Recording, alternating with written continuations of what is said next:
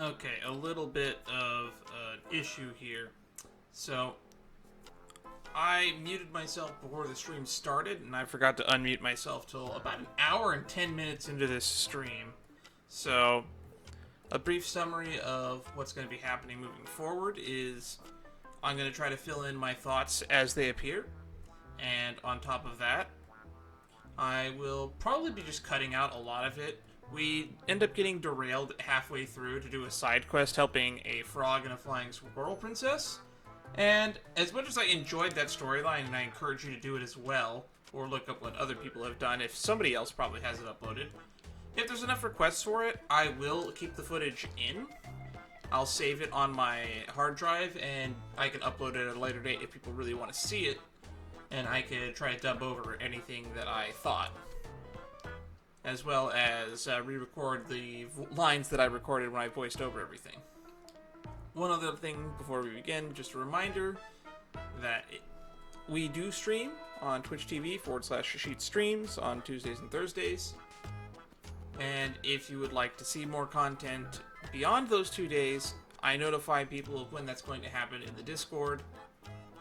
And beyond that, let's just get into things. Morning. Guess everything that happened yesterday wasn't just a dream then. Well, it's time for our next fairy tale adventure. We should head to the station Grandpa Almond told us about. I grew up watching Thomas and Friends as a kid, so I actually really like trains. Get up, said Jewel. Time to get to work, you lazy bones. Can't believe his name is Schedule. I can't remember how to call the train. Just let me sleep a little longer, and I'm sure I'll remember. Don't try to pull one over on me, young man. Your fading disorder has been cured. I saw you chugging cup after cup of magic tonic in the tavern last night. You must be mistaken, Grandpa Almond. That guy definitely wasn't me. Oh, you remember my name now, do you? Then it seems like you're all better. You had no idea who I was when you were fading. Now, enough of your nonsense. Get up. The fairy and her friends are going to be here any second. All right, I'm up. The Maritime Express should be here soon. That's more like it. Lie there any longer and you'll start gathering dust. Is everything okay? The hero, his pixie companion, and the forest fairy. Oh, I didn't know you were already here. Merciful macadamias. I'm sorry you had to see that. Oh, it's all right. Paimon knows the feeling. Who doesn't want to sleep in first thing in the morning? Man, I really love Grandpa Almond's voice. Whoever they got to voice act Grandpa Almond really put in a lot of effort. And I hope we get to see more of this VA in future updates. Does the Maritime Express run out of Constellation Metropole? Yes. Each train needs a conductor to operate, and the conductors are always from the capital. The more difficult maneuvers are a little too complicated when you're made of paper. Oh, so you mean the people of Constellation Metropole aren't origami animals like you? I was making a prediction that they'd be toys or something. Well, the city welcomes visitors from all over the world, so you're bound to run into some forest dwellers there. But yes, generally speaking, the residents of Constellation Metropole look quite different from us. You'll see for yourself soon enough. Here comes the train. I really like the design of this train. I really like the little wooden design. I even like the little wooden duckies on it. And frankly, I wasn't expecting it to be so huge. Pleasure to meet you, everyone. My name is Will, and I'll be the conductor for your journey today. I'm assuming you're the ones who called the train. Look at the duckies. Whoa, it's a little toy man! And duckies. Yes, we called the train. The hero and the forest fairy need a ride to Constellation Metropole. The hero and the forest fairy. The ones from the prophecy? I have no clue what I was talking about right here with my glasses. Why didn't you say so earlier? We could have prepared a far more luxurious train. I'll just go back and get a better one. I do wonder what kind of larger trains they have. That's okay, Mr. Wheel. We're trying to get to the city as fast as possible. We just need you to get us across the sea. In your capable hands, I'm sure we'll get there in no time. Of course, my lady. It would be an honor.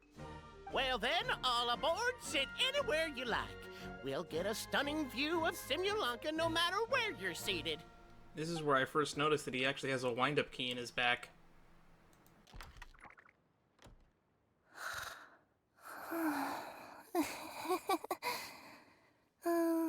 Breakfast. I recognize Kiara's VA right off the bat. Did one of you just say something? Wasn't me either. Breakfast. Oh, come back. Sounds like the voice is coming from inside the train. Kiara, feet cam activate. Fish. Chicken drumsticks. I just realized how silly Paimon and Aether look leaning over from the side. What's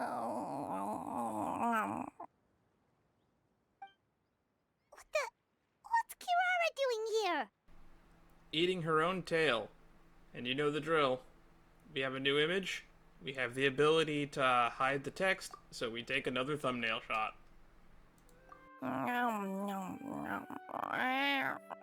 Do you think if we just let her keep biting her tail, eventually she'll bite it hard enough to wake herself up?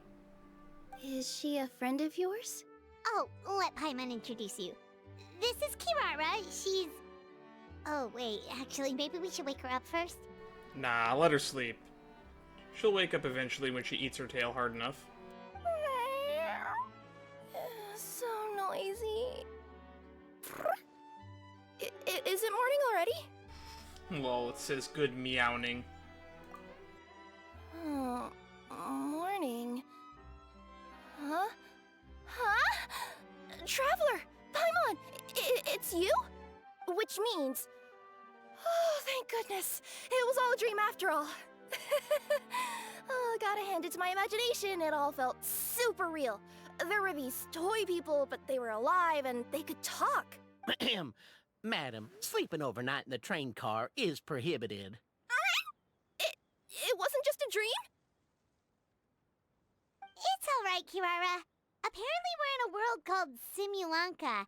We got here yesterday, too. Simulanka? So, that's what it's called. I spent all day yesterday wandering around this one city. The toy people called it Constellation Metropole. I was trying to find a way to get back home. I was seriously starting to think I'd gotten on the bad side of some great yokai and gotten swallowed whole. Ah, I take it you're Inazuman then, Miss Kirara? She sure is. But, Kirara here is kinda special. Let Paimon introduce you for real this time. Kirara is a Nekomata from Inazuma. She works as a courier for Komania Express. Ah, nice to meet you. I'm Nilu, a member of Zubair Theater. You can usually find us performing in Sumeru City's Grand Bazaar. Right now, though, I suppose I should introduce myself as the Fairy of the Forest of Blessings. Oh, you're Nilu!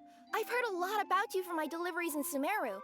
I even saw one of your performances back in the day. You're an amazing dancer. But, did you say you were a forest fairy? Oh, yeah, that's her new identity here in Simulanka. Oh, speaking of new identities, looks like you got a new outfit yourself, Kirara! Yeah, I know! It confused the heck out of me yesterday. I just woke up in a set of brand new clothes I'd never seen before. That must mean you have a big part to play here, too! I didn't really stop to think about it at the time, but it's kind of weird that she's wearing boots that just have her feet sticking out the bottom, which makes her a Nekomata in boots, I guess?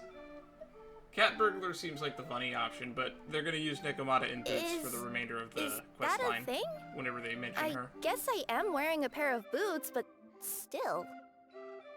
Did you by any chance hear a voice speaking to you before you got here, Miss Kirara? A voice... Oh, yeah, I did hear something, but I was so freaked out my tails got all tangled, so I, didn't catch much of what was said. Sorry for the interruption. But this, Nekomata friend of yours, she doesn't eat hamsters, does she? Or frogs? Oh, no need to worry, little guys. I would never do something like that. Well, unless I've been out in the wild too long without anything to eat. Oh, speaking of eating, I am getting a little hungry. Kirara, you're not helping your case at all. Where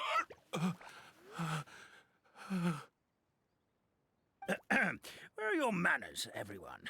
This young lady is a trusted friend of our esteemed hero. Now, I know a fear of felines is etched into us with ink, but I'm certain Miss Nekomata in boots here means us no harm.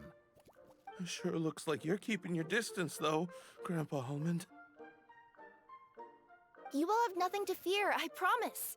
I met some origami animals in Constellation Metropole yesterday, and I even made sure to retract my claws so I didn't hurt them by accident. Plus, you all look just about as tasty as the cardboard boxes I deliver. Not that I'd try to eat you even if you did look tasty. Promise.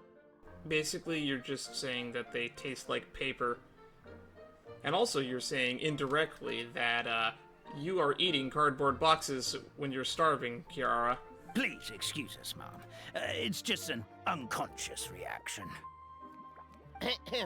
Dear passengers, it's almost time for us to depart. Oh, yeah, that. Whoops. This turned into a pretty long conversation, didn't it? All right, let's get on the train. You coming with us, Kirara? Mm-hmm. I'll ride with you to the next stop. There's a place near the Metropole that caught my eye yesterday, so I want to go explore it today. Then all that remains for me to say is, on behalf of the Forest of Blessings, thank you once again for all you've done for us. May the Goddess of Fate be with you and bless your journey, Madam Fairy, Miss Nekomata in boots, and our brave heroes. Please do visit us in the Forest of Blessings again, once peace has returned to this land. We will. We'll definitely meet again. Take care, Grandpa Almond.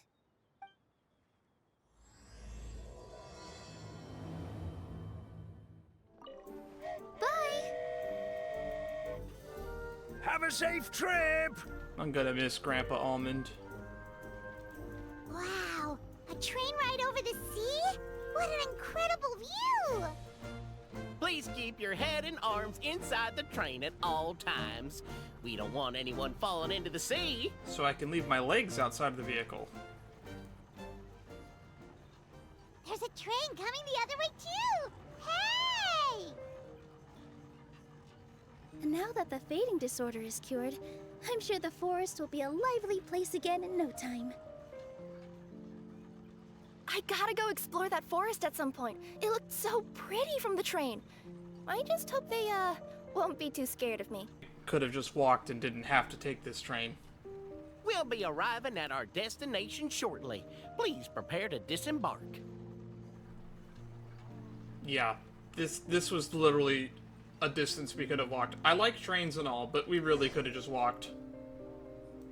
Here we are. Constellation Metropole is right over there. It's a short walk from here to the Gear Sky Ladder, which will take you right to Metropole Square. And thank you again for choosing Maritime Express. Great! And thanks to you for a smooth and pleasant journey, Mr. Wheel. The train cars were comfortable and spacious, and I had a great night's sleep. I'll definitely be back. As you wish, ma'am.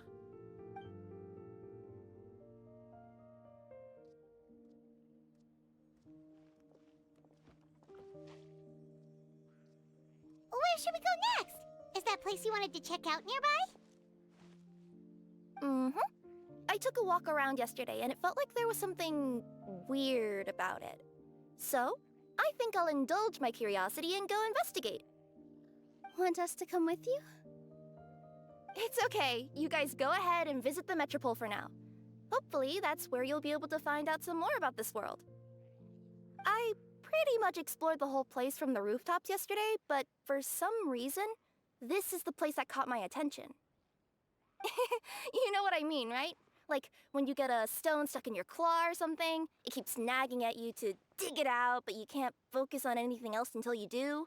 Don't worry, if you run into any trouble, I'll be there faster than you can say gold-level courier of the Comania Express. Okay, fair enough. We'll head to the Metropole then. Guess this is where we say bye for now. Mm-hmm. Don't worry about me. Let's not forget, I'm a yokai. Normally I say stay safe in order to say goodbye. Anyway, this is the point in the video where we decide to go off and do other adventure quests, because I noticed that since Kirara was a world quest here, it made that the possibility of other characters showing up and being world quests could have been a possibility. So, I'm going to go off and do that. It's still going to be completely unvoiced, but I could redub the whole thing if you all want, and I could put all of that in a future video. But in the meantime, we're just going to skip fast forwarding to when I get back to the main story. We'll pick up Kiara's questline after the main questline. An impressive bounty. Help me! Somebody! Oh! Who's this? Oh no, he's fallen over and he can't get up! Goddess of prophecy above, would you kind souls please help us? What happened here? Why are you all suspended in midair? I mean, being stuck in midair still beats falling to the ground and being smashed into a pile of blocks, but... I told him to be careful, but... No, never mind. Now's not the time for that. My good friends, could I trouble you to turn the clockwork key over there? I'll explain everything in a bit. Oh, they need to be wound up. I see. They're toys. Visiting the Constellation Metropole, you can sometimes see small toy figures fixed around a Constellation clockwork device. This is a gift from the Goddess of Prophecy to Metropole. It can help the toy figures who have encountered danger return to the right track. Attack the clockwork device, gradually rewind into the surrounding scene. After rewinding, keep everything still for 2 seconds and the toy figure's faded tracks will begin to move once more. You can find clues to the scene and the interfere at the moment. We can rewind time by winding stuff up? That's kind of scary.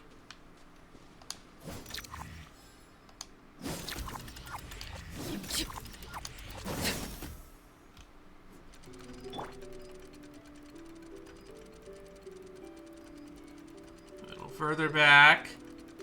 A little further back again. Aha.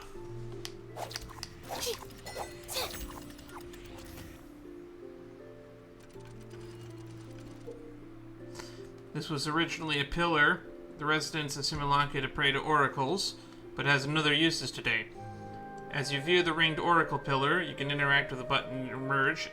A magic thread will fly towards the oracle pillar next to you as you connect it.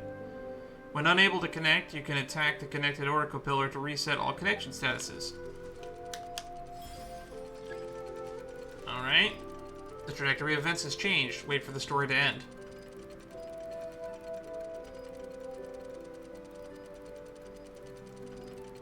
Alright. So we had like a story tutorial for how a puzzle works. Thank you. Oh, thank you. What happened there? It almost seemed like we turned back time. Literally, in the sense of turning it. I take it this is your first time witnessing the power of the Goddess of Prophecy, then? If so, I can see why you might think that. Basically, this is a gift bestowed upon Constellation Metropole by the Goddess of Prophecy, who rules over the natural course of all things. It helps those who have deviated from their proper path to get back on track. Now I think I realize where I recognize this voice from. Wasn't this the voice that we heard at the end of the Penacony story? Am I wrong about that? The one that did the narration. Proper path? Do you mean everything that happens in the Metropole has been planned out since the very beginning? Why are you saying that as if it's a bad thing? 'Cause it's a bad thing. You're not explaining it clearly. Here, allow me. Of course, all the residents of the Metropole have the freedom to live their own lives.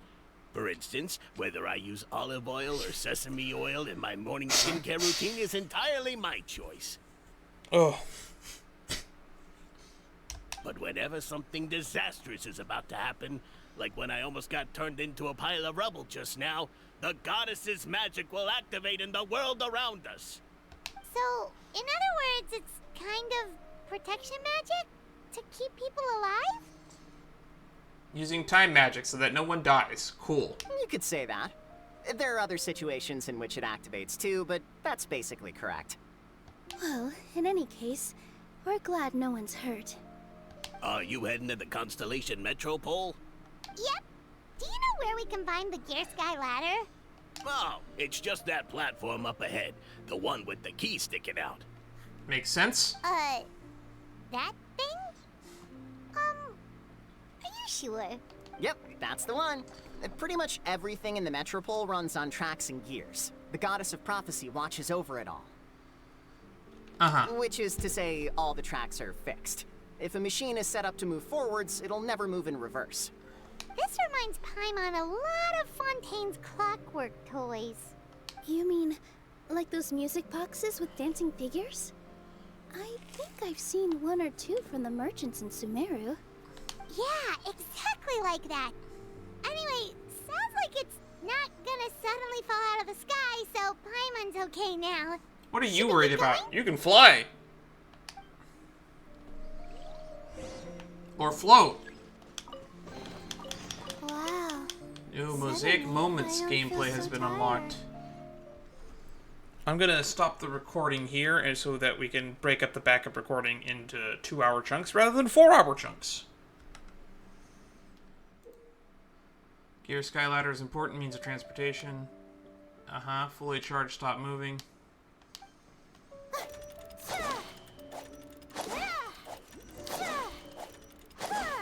Just keep hitting it.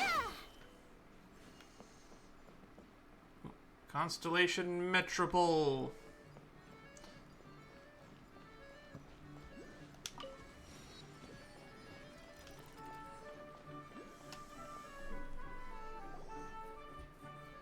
Whoa, what a bustling city! This place is fit for a king!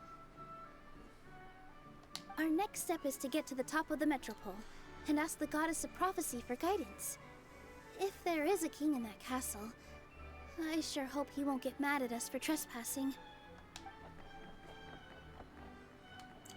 Oh, speaking of which.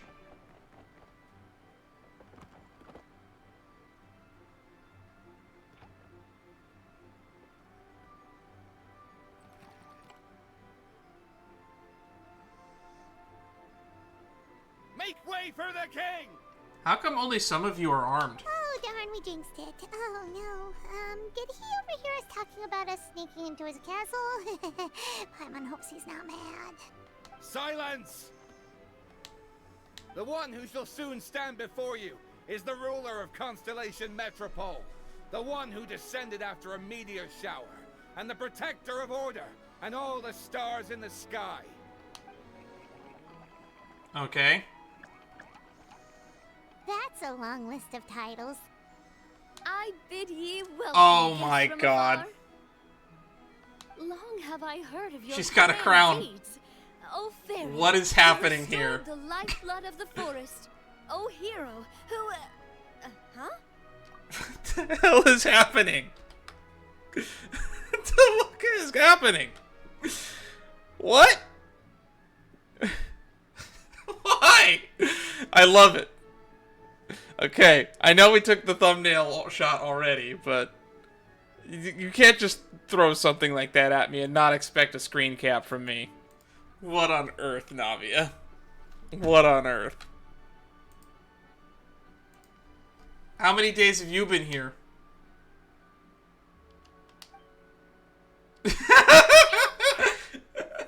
Aether is not amused. Hold your foul tongue! How dare you utter Her Majesty's name?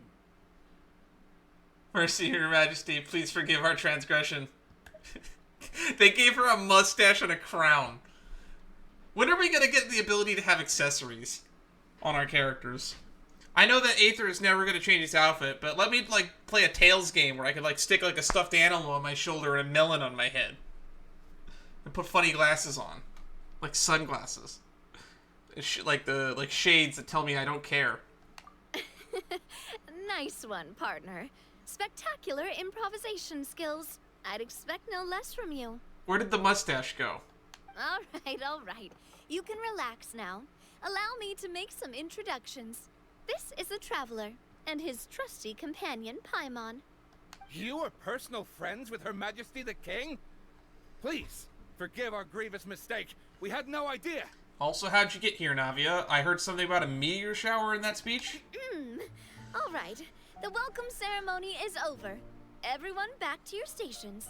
I will personally treat our guests to some royal hospitality. Yes, Your Majesty. How did this happen? Your Majesty, we are most grateful for your... Oh, come on. I've already sent them off. So, anyway, how did you guys get here? Book. We were gonna ask you the same thing! Also, how are you already king of this nation? And where did you get a crown? Oh, wait, don't say it. You just woke up like this, right? Sounds like you've answered your own question. But before I woke up, I heard a voice say to me, "You are the king of Constellation Metropole. Now go forth and save your city." So what was with the mustache a minute ago, and where did it go? A similar thing happened to me. Oh, yeah, sorry. You must be the fairy of the Forest of Blessings, right? This is Nilu, a friend that we made during our time in Sumeru. Nice to meet you, Miss Nilu. She was barely in the Navi, Sumeru story when you think about it. the president of Spina di Rosula. If you Spent a ever lot get of the chance time in to her go to dreams, though. Fontaine, make sure you come and visit me. I'm based in Poisson. Seems like you're taking this all in stride. Aren't you nervous about getting stuck here and never being able to get back home? Why would I be worried about that? We've faced much bigger problems than this before, and we always pull through. This should be a piece of cake. I don't know. Getting randomly isekai'd into a book seems pretty high on the list of things to go, oh shit, oh shit, oh shit, oh shit. Besides, life's always full of surprises. You gotta learn to just enjoy it. That sounds like a great outlook on life. You have a very optimistic spirit. Thanks. I'll take that.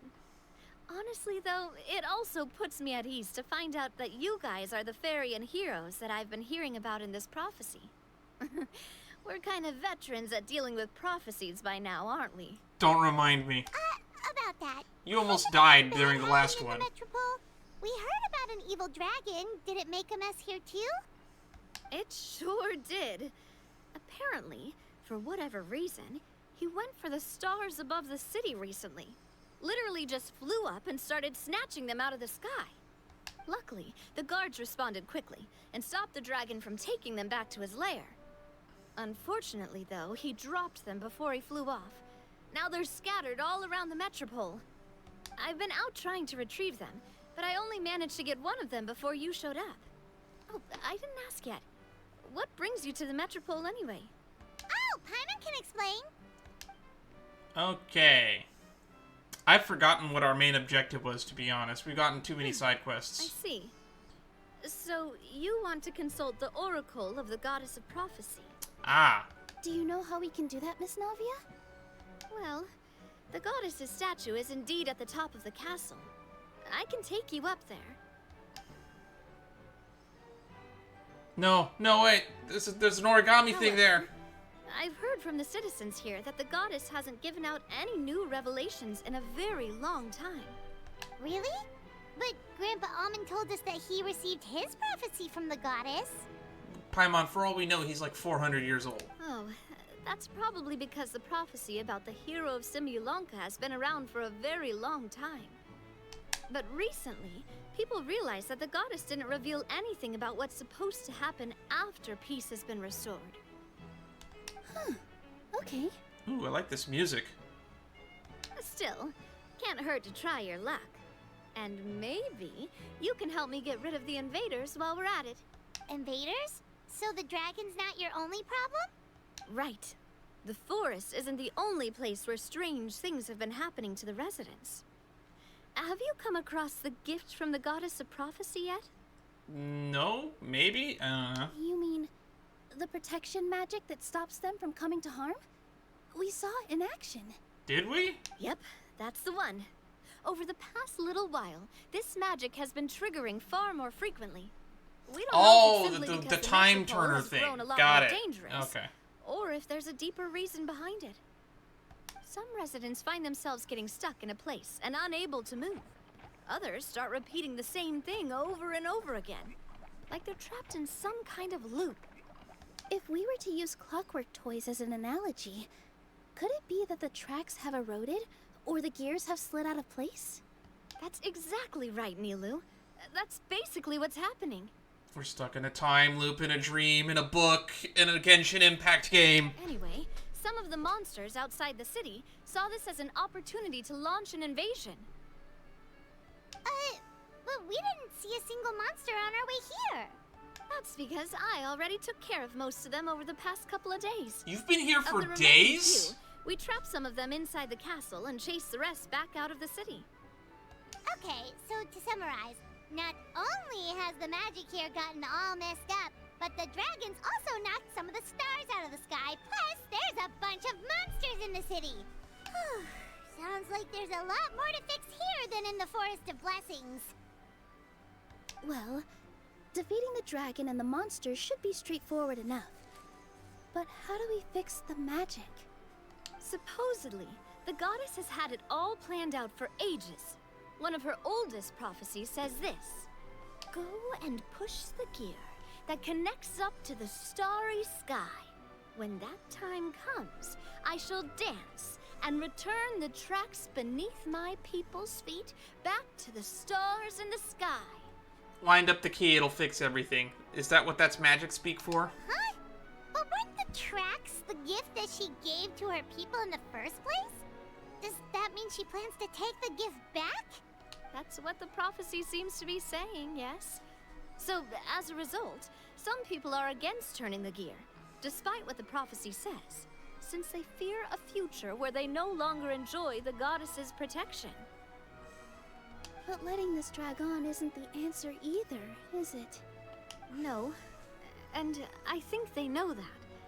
But they're just too afraid to take that final, terrifying step.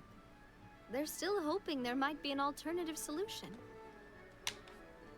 Now, Okay, we could a society ignore their free of objections death, and go turn the gear ourselves. or a society with death. That is a tough choice.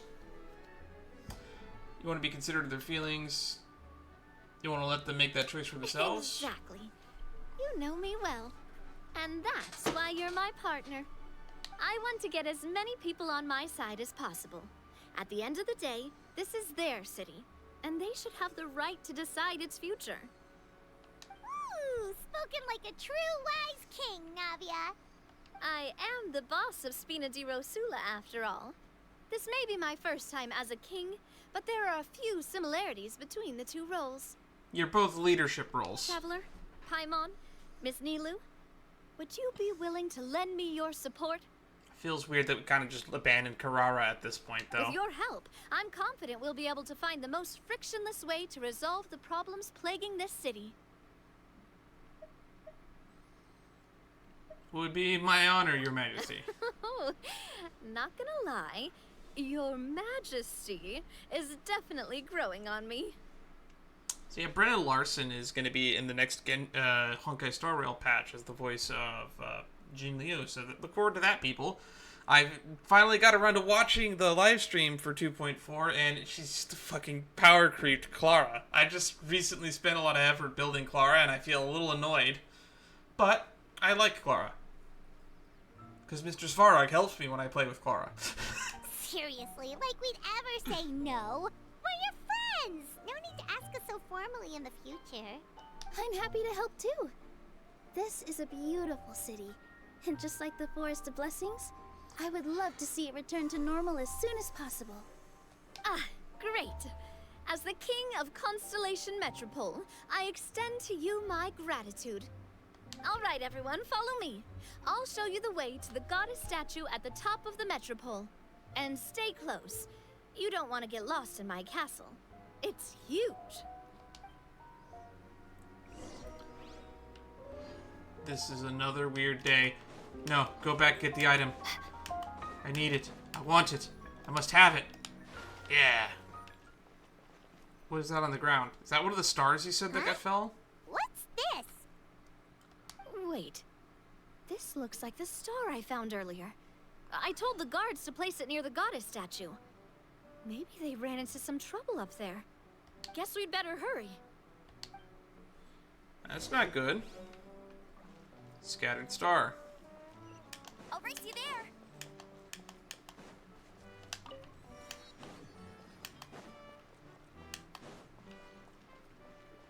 This castle, there's nothing in here. This is just an open hole in the wall.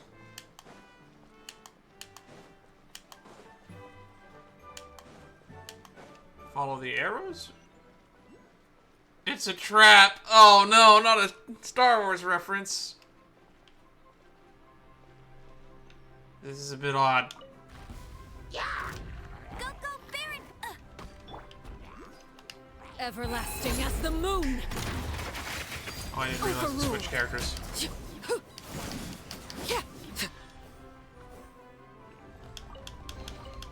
An impressive bounty.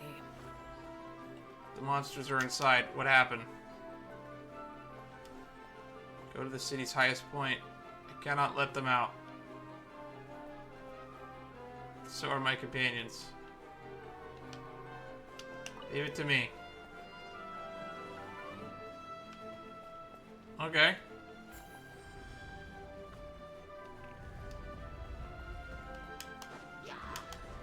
Oh shit. That's a lot of TNT barrels. Let it rain.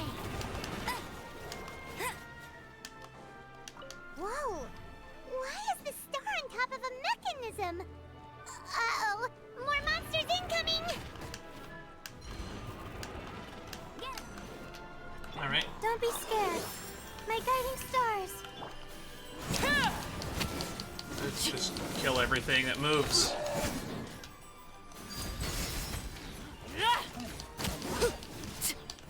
This is where you fall. Laid bare.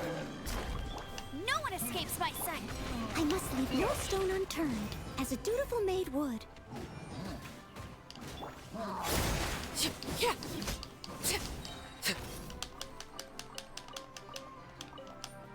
There we go. Lots of free mats and heavy horns.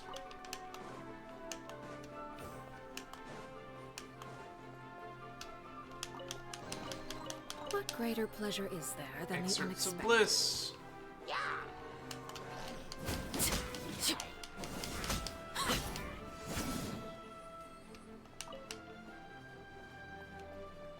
It's safe now.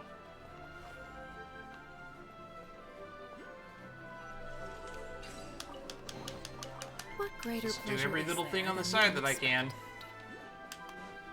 Because I gotta get so many of those bliss things. What happened? Two people ran in. They had a star with them too. But there are too many monsters. Leave it to me.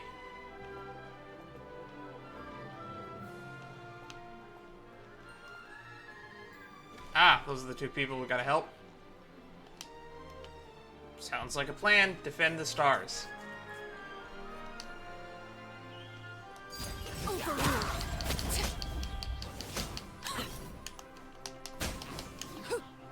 Alright, just casual 30Ks. Ah, something with I need which that to star. commemorate this occasion. Alright then. Saved my life. Feels like they really didn't want to give that to us. Yeah. Transfixed.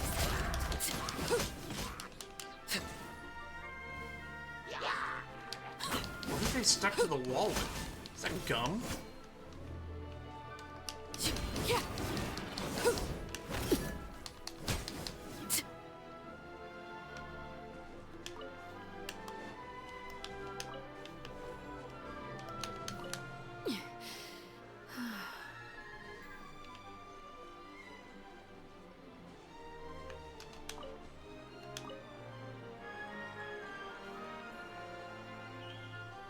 Alright. Alrighty.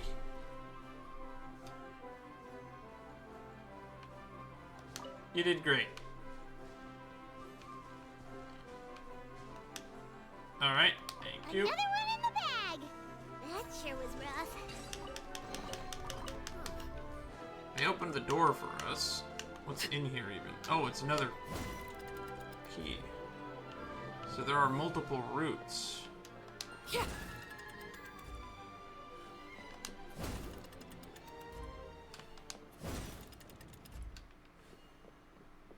That was like a shortcut to the top. I want to get this. I don't want to have to go through that again. Another glue gun. Drat! I can't move! What happened? Your Majesty! This conservative radical, he attacked us!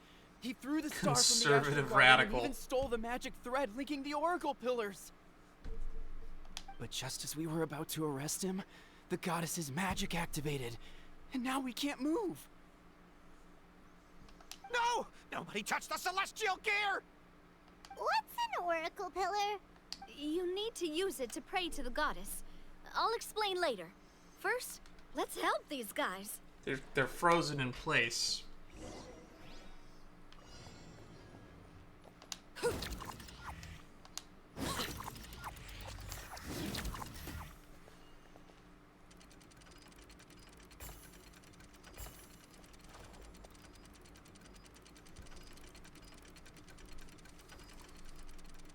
What happened?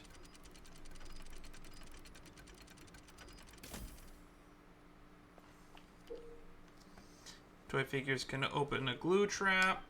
Attack to spray them forth the super glue. Each super glue can produce 3 effective drops of glue.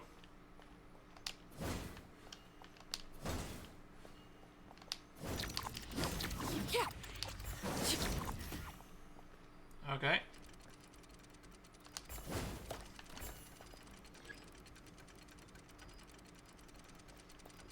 Okay.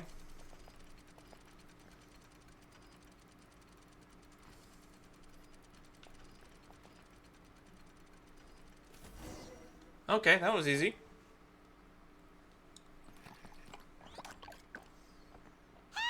I wonder if we're gonna reset time in some way in Natlin. Halt! It's okay. Let him go. But, Your Majesty! Even if we catch up to him now, we won't be able to change his mind, much less quell the fear that many others like him are feeling. All it would do is turn him further against us. Understood, Your Majesty. Also, this is the magic thread he was holding from the Oracle Pillars. Your Majesty, what should we... Ah, please give that to the traveler over there. I believe they have some questions for the goddess. True. We do Yes, have Your questions. Majesty.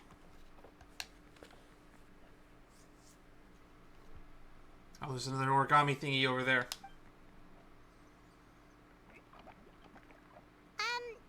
So, what do we do with this exactly? It's the thing that we pull behind the frogs to make them jump, and the See llamas those to make their oracle necks pillars stretch. over there? Just use the magic thread to connect them together in a specific pattern, and the goddess of prophecy will answer your prayers. Jeez, I didn't realize she was such an artistic twat. Oh, sounds easy enough. Let's give it a try. How facetious of her. Only if you arrange this cat's cradle in to my liking will I answer your prayers. What a weirdly specific goddess.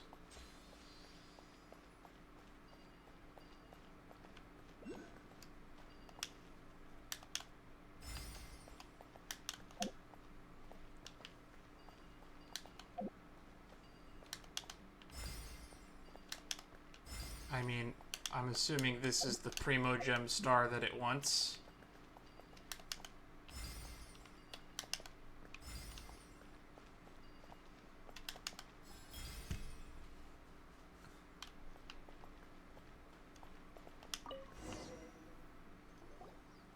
It worked! That goddess looks very much like a witch to me. Statue of the goddess of prophecy. To which course of fate do you seek answers, my child of Simulanka? Oh no, it's the 4 questions. How do we resolve Metropol's crisis? And push the gear that connects up to the starry sky. When that time comes, I shall dance and return the tracks beneath my people's feet back to the stars in the sky. Genshin has this repeating theme of the stars in the sky being fate. It doesn't answer that question.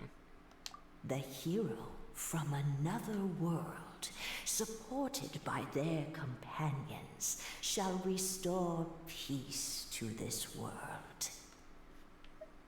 Okay. No answer. I don't have any more questions. Miss Navia was right. The goddess of prophecy didn't tell us anything about the future. What do you mean? We got 2 questions answered out of 4. That ain't bad. Fair enough. Guess we'll just have to play it by ear. If we want to push the celestial gear. Then first, we have to restore the sky back to its original state by putting the stars back in their positions. Let me do a quick count. All right. Adding in the ones we picked up on the way here, I think that's all of them. Let's go hang these stars back up in the sky. God forbid I missed one. In the sky? How do we get up there? My throwing arm isn't that good anymore. Oh, I got us covered. We will, of course, be taking the Aerial Express. There's a train that goes into the sky, too? What is this, Kingdom Hearts? I just realized how stupid this is. Is that a jab at Honkai Star Rail? Hey, you already took a train that runs on water. Is a flying train really that much weirder? Well, at least the Maritime Express still runs on a track. That is a good point. Oh, come on. Don't worry about it. This train has been blessed by the goddess of prophecy. Its whole purpose is to protect the Metropole skies. It took me a lot of effort to find it, you know. I don't think anyone's used it in, like, 100 years? Yeesh. 100 years? Are you sure it's safe? Let's not forget that the goddess of prophecy's magic has been going haywire recently. Yeah, I'm with Paimon on this one. Well, it's not like we have any other options. Unless you want to do the honors, Paimon. Fancy flying up there on your own? That is a good plan. Paimon, you got this. No, thank you. It's way too high up. Oh, wait, Milu. You've got a feel for how magic works here. Can you do your thing and sense if this train is the real deal? I can try. Yes, I can sense traces of magic, but it's different from the kind I felt in the forest, so I don't know. There's because your power is like the goddess of creation's power is what you were tapping into in the forest. Okay, This is a prophecy. fine. This is someone else. There's only one way to find out. That's the spirit. I'll come with you. Miss Nilu, will you be joining us? So, what if the goddess of... Wait. Is the goddess of prophecy Mona's master? Did I just figure that out? Oh, I'm so dumb. I should have figured that out sooner. So I said that the goddess of creation might be Scarlet because she was the Hexen Circle member that was the writer. And the goddess of prophecy could is probably either Mona's master or Nicole, which would mean the goddess of fate would be the latter. I think I'll stay behind. That way, if something does go wrong, you'll have someone on the ground to get you some help. Thanks, I guess. That makes sense. If the train does break down, you can make us a giant origami crane to come bail us out. Or if a crane's too difficult, a finch could work. I think a crane is actually easier to make than a finch.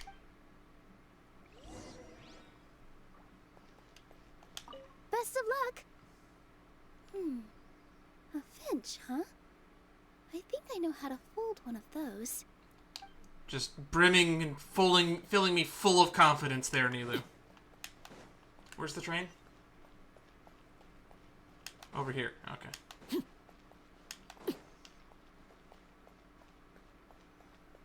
That's a long way down.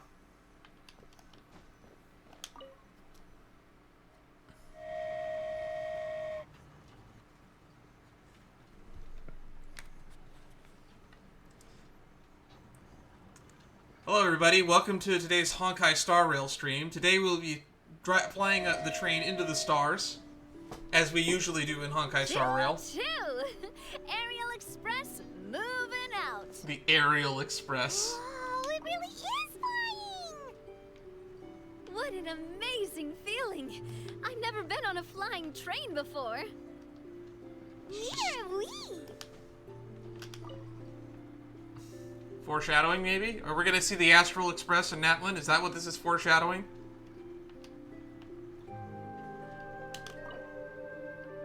That should do it. On to the next location. I think it's weird that they gave us an extra train car. It's almost like they meant for this to be a multiplayer mission or something.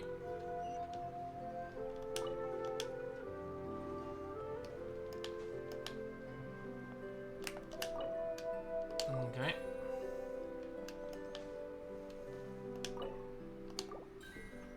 Alright.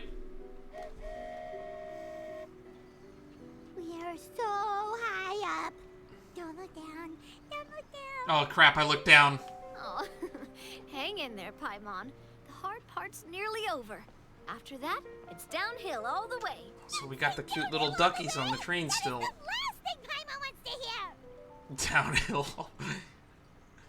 In my family, there's an old saying that all downhill from here is a bad thing. All uphill from here is a good thing, which means you have nowhere to go but up.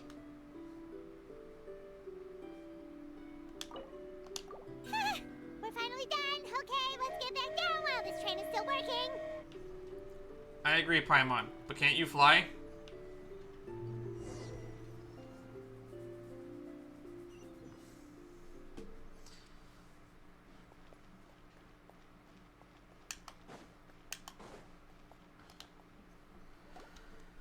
All right.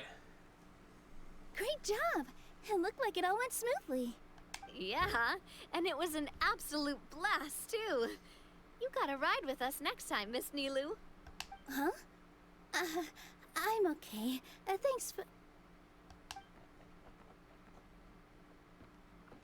Halt! What do you think you're doing? Get out of my way! What's going on? Is it the radical, Your Majesty, conservative, there? Let us through! radical conservative citizens? Stay back! It's okay. Let them through.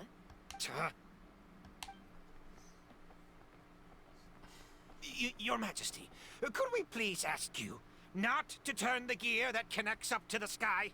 And why is that? As you have seen, the goddess's gift is very important to us. It keeps us from harm and protects our very lives. Some of us, we just aren't ready to lose that protection. I see. I understand. Huh?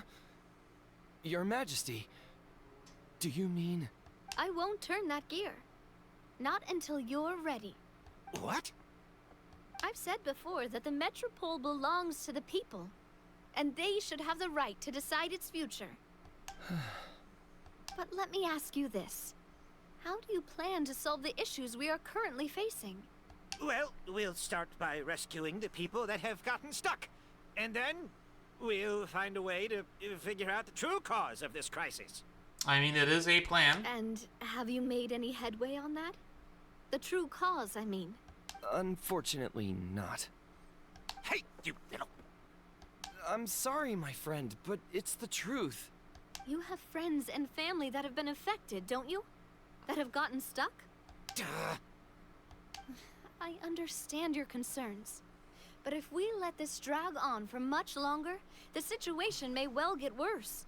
More and more people will be frozen by the goddess's magic. Yes, but if we turn that gear now, all the tracks in this city will disappear. I know this is a hard decision to make. But have you ever thought about why the goddess might have made things this way in the first place? Huh? Why do you think she might decide to take back her gift and stop revealing further prophecies about the future? Are you saying She has abandoned us? Not in as many words. No. Quite the opposite, in fact. What do you mean? The goddess dearly loves this world and all the people of Simulanka. And because she loves you so much, she wants you to be able to choose your own path. Every parent hopes their child will have a happy and carefree life. But if they're overprotective, then all they'll manage to do is keep their child trapped. If a mother bird lets her baby ride on her wings for too long, her child will never learn how to fly. That's a Perhaps good the goddess of analogy, prophecy actually. has always known that one day she'll have to let go. And drop that bird straight onto the concrete. Children Anywho. can only become independent if they're allowed to form their own opinions, make their own decisions, and deal with the consequences on their own. Only then will they be able to continue their journey alone. But we've relied on the goddess's protection for so... Even if their parents are gone. We've relied on the goddess. We don't know if we have what it takes. Are you kidding me? I think you've proven yourselves more than capable of that. What do you mean? You made a call in a time of crisis, and you've come all this way to talk to me. Even the guards couldn't stop you. That must have taken a lot of courage. True. But we only did it because we were scared. Why you set out on the journey doesn't matter. What matters is that you've proven you can choose your own path. My friend, I fear our king is right. It is time for us to face our fears.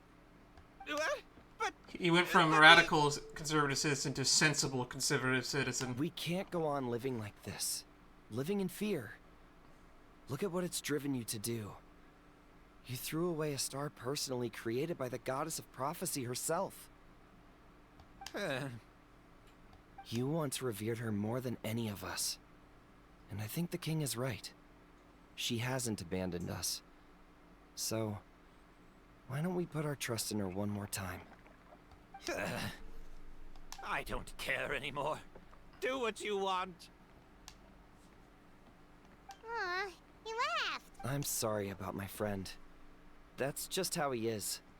Always had a terrible temper. Please accept my apology for his impudent behavior. Is it just me, or has he accepted the goddess's prophecy? I think so. Not that you'll ever hear him admit it out loud. Your Majesty, please turn the gear that connects up to the sky. So, you've made up your mind? About giving up the goddess's gift? Yes, I've made up my mind. But maybe losing the gift isn't what this is about anymore. Because we've gained something too. You have given us courage. Good for you guys, I guess. Well said. I am proud of your decision. Now, gather around, everyone, and join me as we make the night sky of this wonderful city turn once more. Well, time to make the stars dance. Ooh, cutscene. Here we go. That's a big wheel.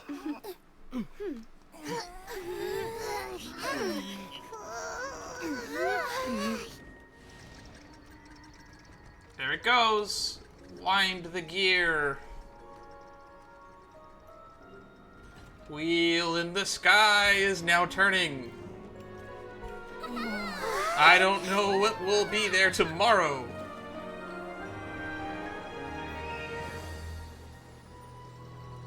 That's pretty. Kind of reminds me of the old Disney logo when the stars would shoot across behind Disney Castle. So the stars hanging in the sky, they're music notes. Okay. This entire metropole is a huge music box! That's incredible! How do you feel? A little scared and uncertain. But for some reason, I feel a lot more at ease. It's as if some kind of huge weight has been lifted from my shoulders. Figured out any next steps? To be honest, not really. But maybe I can start by having a heart-to-heart with that stubborn friend of mine. I have an idea. If you don't know what to do, why don't you start by helping the people around you? You mean the people who got stuck because of the goddess's magic? I mean anyone and everyone who needs your help. By helping others, you'll eventually find your own path. Trust me, I have experience in this. What kind of experience, Your Majesty? Yes. We'll need a formal organization with a catchy name before we go out and start helping people.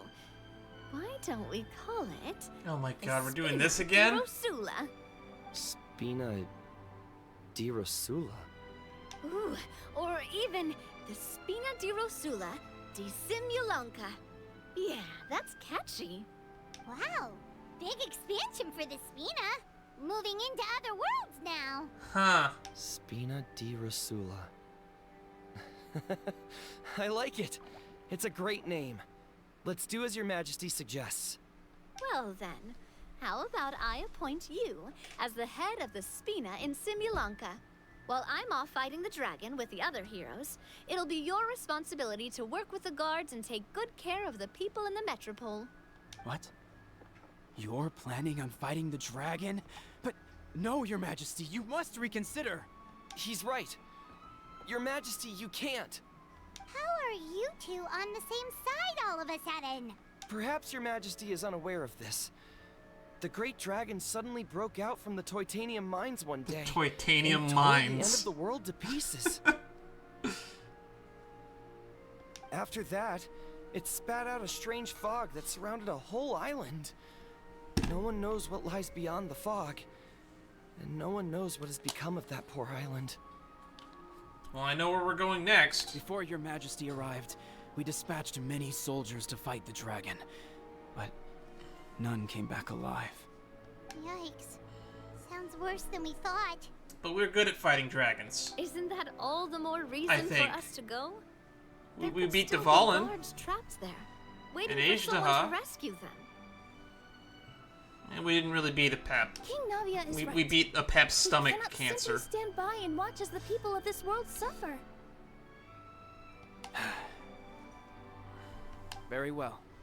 Though I have not served by your side for very long, I don't know if Your we could take Majesty. Nuvolette in a fight 2 either. days is enough for me to have learned that once Although your after they mind is nerfed him, set, maybe. any attempts to change it are futile. You're a pretty good judge of character. He probably didn't mean that as a compliment.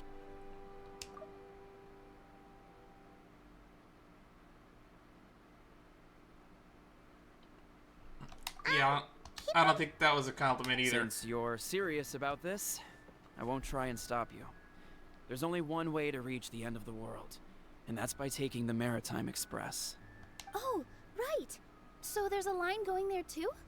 Yes, it was originally built to serve the workers commuting to the Titanium mines, but it has been abandoned since the dragon attack. I'll tell the conductor to wait for you at the platform by the side gate to the Metropole first thing tomorrow morning. You're embarking on an extremely dangerous adventure. Please be careful, Your Majesty and friends. Oh, thank you for your concern. While I'm gone, I leave the Metropole in your capable hands. Yes, Your Majesty. Just call me boss from God. now on. I'm That's rolling what my everyone in eyes. Spina calls me, and it's what I'm used to.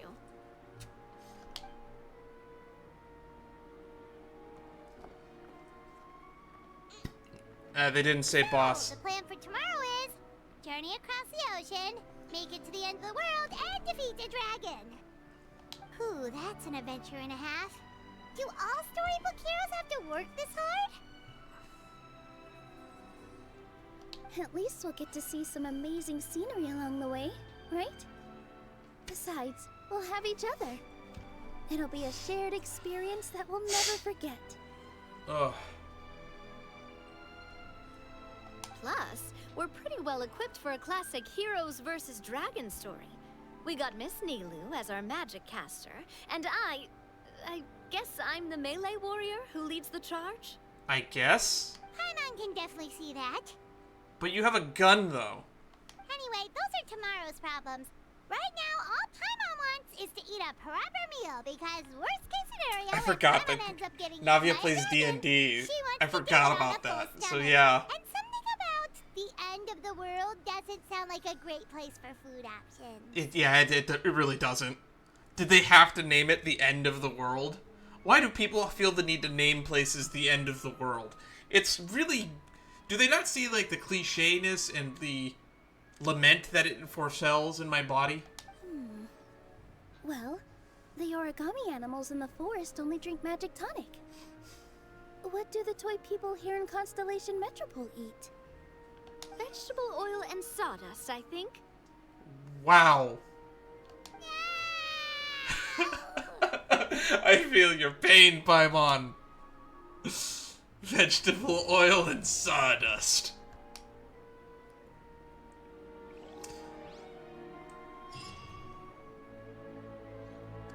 Well, because that was semi-short, we'll do another side quest before we continue the main story.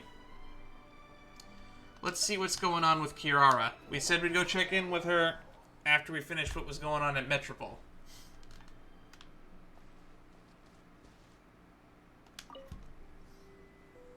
So, are you all set? Ready to start investigating? Yes. This is a voiced quest. Nice. We're all good. Great! Then let's go! I've delivered packages all over, but I've never seen a mysterious fairy tale world like this before.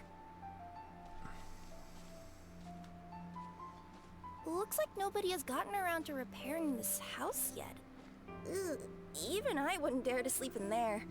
It might suddenly collapse in on you. I've never had a voiced world quest in a long time. Let's pick some mint. Nothing to see here either. Maybe we can find someone to ask? Aha! Over there! I bet we'll find some people there. Let's go take a look. Alright. Narration Footnotes. Oh, that was the thing on here.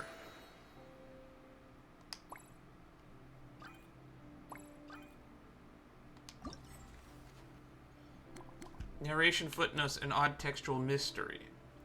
Ah, so there's side quests here. Uh-huh. I was sure there'd be people here. There once was a goddess who ruled over fate. Before she died, she left 3 riddles for the kingdom she had created. Wait a minute. Is that someone doing a David Tennant impression? Please tell me that's someone doing a David Tennant impression and not David Tennant. Because my mind is going to explode if it is. What? Who said that? Long story short, on this day, a sentient feline, an outlander, and a diminutive pixie arrived on the scene. They saw a narrow path off to the side. Oh no, we're in the Stanley Parable. My worst fear. Okay, but which side?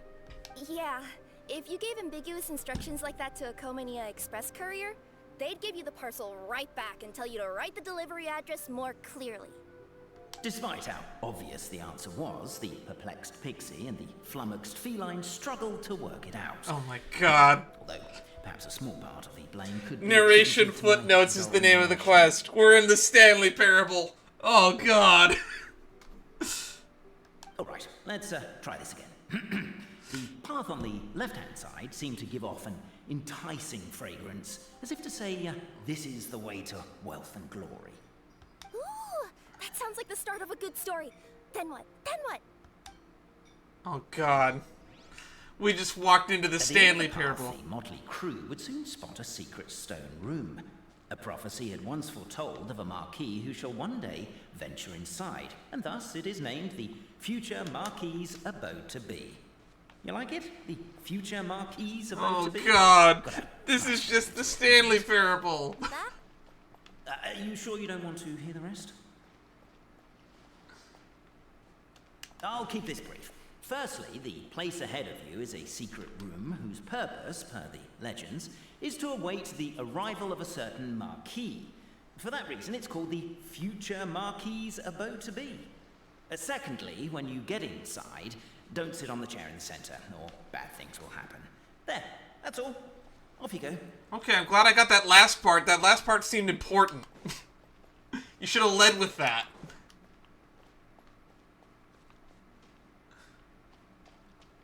Don't sit on the chair in the center of the room.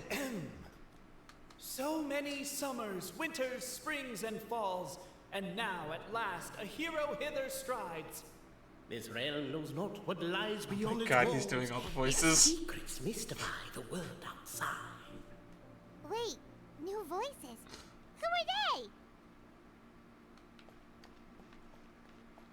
they? Explore the Marquis's future abode to be.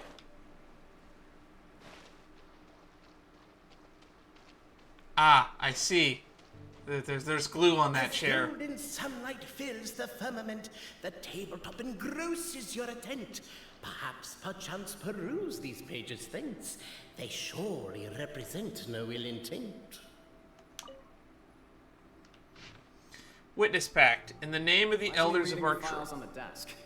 Hey, Boborano, maybe quit showing off and try using words he'll actually understand.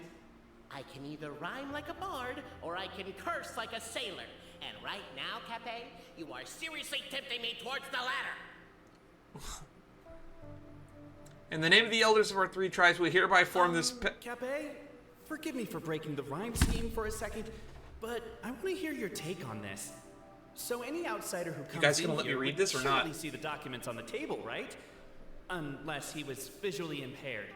And unless he's got tinnitus or something, he'd definitely have heard what we were saying.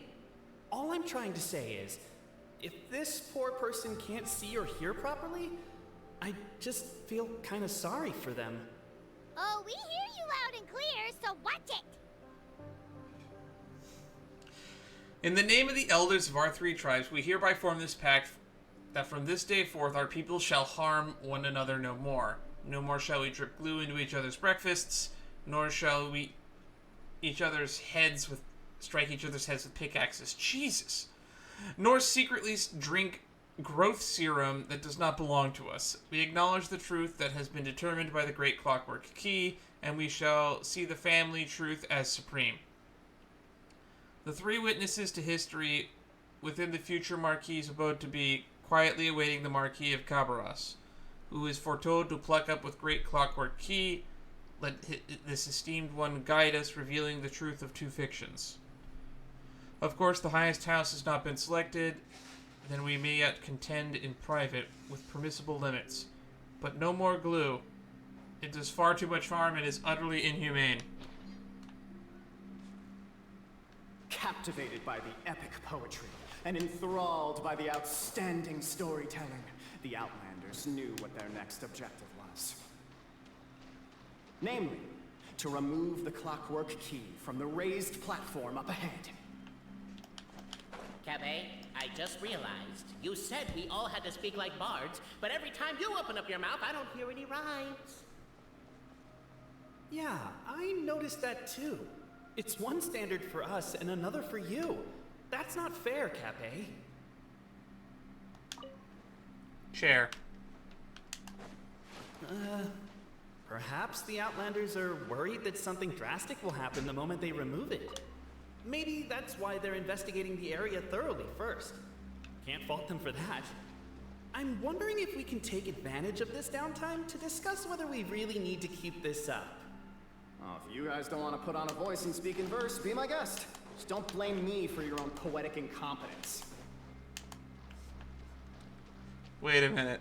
Is one of the voices, oh, it's on the tip of my tongue.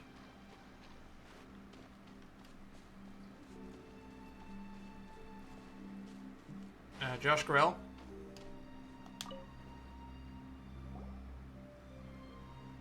Stop the poem. We have a situation. Something's up with this person. We sat on the glue. Traveler? Are you alright? Turns out there's glue. You try to stand up, but the glue is holding you firmly in place. Come on, you can do it. This can't be how our story ends. Try to stand up. You manage to partially unstick yourself. The issue isn't that you can't break free. It's more that you don't want to tear your clothes up in the process. They mean a lot to you. Can I give you a hand or a tail, even? Keep trying to stand up. You finally free yourself and stand up, clothes intact.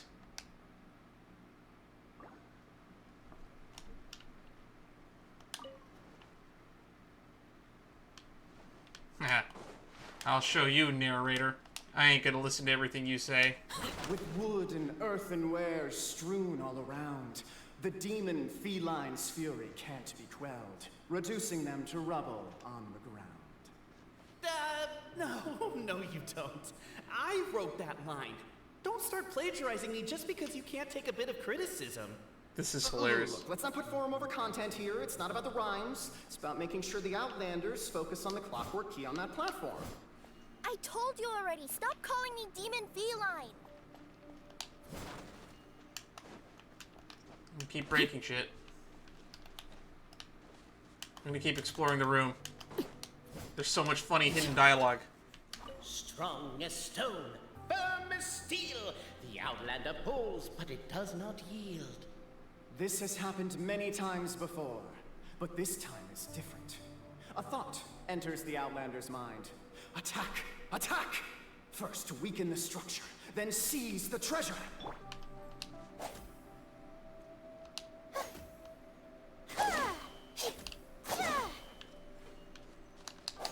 The attack now over. Only one final step remains. Now it is the time to seize the key. Yes! Finally! Come on, move your butts and your legs, assuming they're still in working order. It's showtime! No hard feelings about your lack of poetic contributions? Oh, let it go!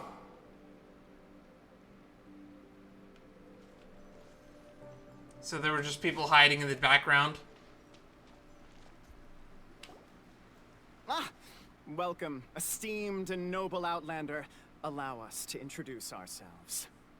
We represent the 3 great clans of this realm, having been selected as its authorized historical supervisors. So what happened to David Tennant? Our purpose being to await the arrival of one such as yourselves, who shall remove the clockwork key. My name is... You're Cappet, he's Albizzi, and that's Boborano, right? You've done so much talking that we can already tell you apart by your voices. Aren't we missing someone, though? The guy who led us here to begin with? Who? Oh god, no. Oh no. The voices in my head, they're back! I'm hearing the narration. And thus was born the long-awaited fellowship, destined to uncover the truth of the past. Allow me to quote, if I may, in the history of Constellation Metropole, a new page has begun. Him. Well, there's no fourth person, so which of you is the ventriloquist? Come on, out with it. Oh my god, they don't know who it is either. We've never heard that voice before. But he sounds like he'd be good at reading bedtime stories to children. Whoever it is, I don't know and I don't care. Forget about him. We have far more important things to focus on. Like, where our journey goes from here. That key you hold is the pivot point about which the past and present of the Metropole revolve. However, between our 3 clans, there is some dispute over the historical record. Each clan has its own version of history, detailing the clan's origins and the tale of the dragon of old. And unfortunately, we don't know which one is the truth. The real truth is probably somewhere in between. Dragon? You mean the one that's been acting up recently? Oh, no, not that one, you adorable little pixie. When I say dragon of old... He means a dragon that would be really, really old if it was still with us today, but it was defeated in ancient times. The new one has nothing to do with our clan history. Was that supposed to be a joke? Anyway. Okay. So you've been waiting for someone to remove the key so you can finally explore the truth of the past? Not just explore it, but argue incessantly about it. Ah, the best part. I don't care that much. Cappet's the one who's always bothering us about it. What we need to figure out is who resolved the dragon crisis. We have to know that before we can decide which is the supreme clan. Who cares? The moment you removed the key from where it was lodged, you became the honorary Marquis. We humbly beseech you, noble Outlander. Call me Dan. Noble Traveler Marquis, we ask you to help us. You and your talking Puss in Boots and the pale floating pixie. Oh my god, they literally called her Puss in Boots. Puss in Boots? Are you serious? It's better than demon feline, but still. Embrace it, my friend, embrace it. Most cats don't wear boots or speak, do they? I'm not even a cat, I'm a Nekomata. Now that you know the word, I expect you to use it. Please allow me to lead you all to a sacred memorial. Nekomata in boots it will is. Be much easier to explain what needs to be done once we are there. This so-called memorial site. This place is sacred to my clan. It's where our brave forefathers once took up arms against the dragon of old.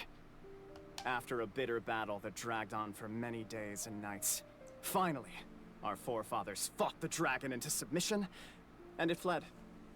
They took turns, though. Some forefathers worked the day shift, while others worked the night shift. So they worked in shifts, while the poor dragon had to work around the clock? So they say. It's just a legend, though. Wait a second? Did I just hear you admit that your clan's history is just a legend? History, legend, who cares? My clan was definitely courageous, that's the point. That's the truth. And isn't the truth what we've all been arguing about non-stop for all these years? Cappet's words gave the traveler... Oh god, the narration's back. Could it be that the truth in a fictional world is equivalent to fiction in the real world? But that would have to wait. Apparently, Cappet was not alone in his pilgrimage to this sacred site. Unwanted company had arrived. The traveler and the talking cat, Nekomata, decided to teach them some manners. He's using it. The talking cat. Oh shit! Trial Carrara.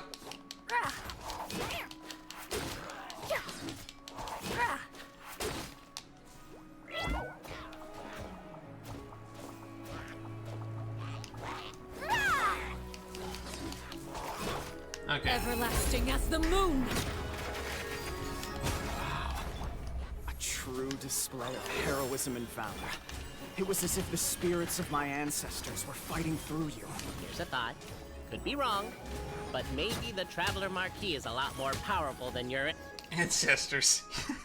Martial prowess and show of courage are a I feel sad that we could beat that so easily. My ancestors' feats that suit the modern aesthetic.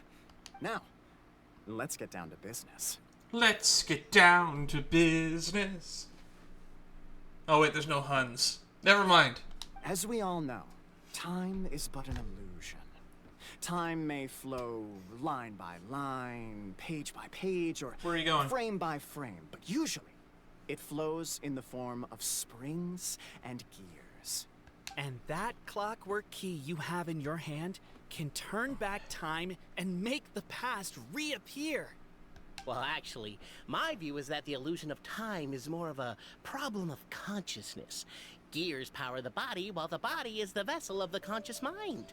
Oh, easy there, Fringe. But the mind cannot understand the dimension of time, so we experience instead an endless continuum of moments as the pinion of now turns along the rack of ages. I'm getting flashbacks to when I was delivering packages to the Sumeru Academia. I should be going back there soon. A teacher once asked Albizzi what his greatest fear was, and he replied, dragons. Boborano was asked the same question. He replied, time, and repeated the argument we just heard. The teacher then turned to Cappet and posed the same question. He replied, Boborano. The manuscript that tells the truth of the historical record, the blueprint to all of creation, the work of the great mage themselves. It can be found at the beginning of the gear rack, and on the very first page of the book. Paimon didn't follow all that, but basically, you're just saying that we need to put the key in and turn it all the way back? Exactly. If I could turn it is back said time. that in the beginning, the goddess of creation took the goddess of fate's manuscript as a blueprint, placed it under the goddess of prophecy's starry realm, and generated the world from a few magic arrays. So in a few moments, when the great clockwork key turns the local time here back to the very beginning, we will restore the magic arrays back to their original configurations. That sounds like a bad idea. Oh, hold on. Isn't stealing part of the blueprint of creation a little dangerous? Also, how are we supposed to know the original configurations of the magic arrays? Well, the general shapes of the configurations have been passed down over the ages. They now form the family crests of each of our clans. So you'll just need to reference my family crest and join the dots accordingly. That's a castle, and it's a weird zigzag hourglass almost. To address your other concern, when the house has already been built, do you really think that taking away the construction crew and blueprint will cause it to collapse? The Traveler Marquis prepares to insert the great clockwork key into the nearby keyhole. Fine. Voice in my head that everyone else can also hear.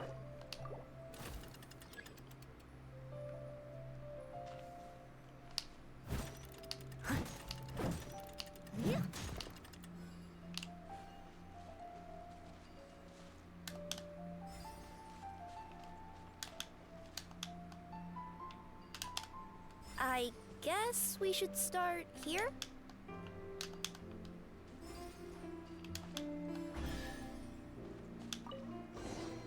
There we go.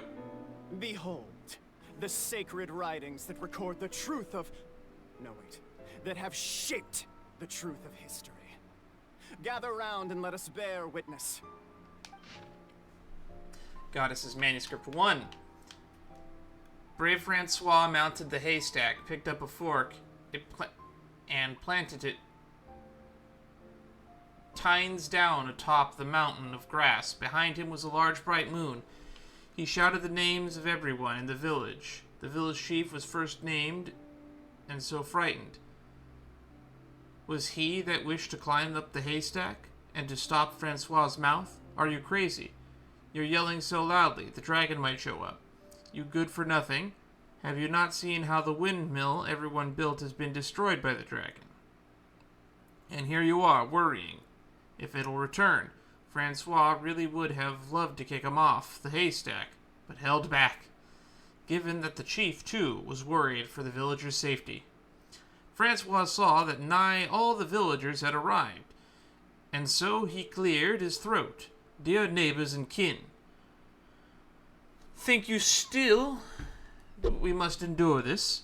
No, of course not. But we cannot do anything about the dragon, said the grocer. Who says so? Did I not leap onto its neck from the windmill blades, stepping on it twice? And did it not fall down and flee? Perhaps everyone worked so hard to build the mill that was destroyed. Everyone's emotions became inflamed. Lifting their fists, they decided to take on the dragon. But Francois lifted his own hands and calmed the crowd. Let us go home for today, and everyone must present lack of self-preservation is not bravery, but rather wrath. If we yet desire to face the danger after calming ourselves, only then may we truthfully call our sentiment valor. So everyone went home. The next day there were still many youngsters who wished to follow Francois to take on the wicked dragon. Who would have known that the valiant possessed the protection of the goddess's radiant charter?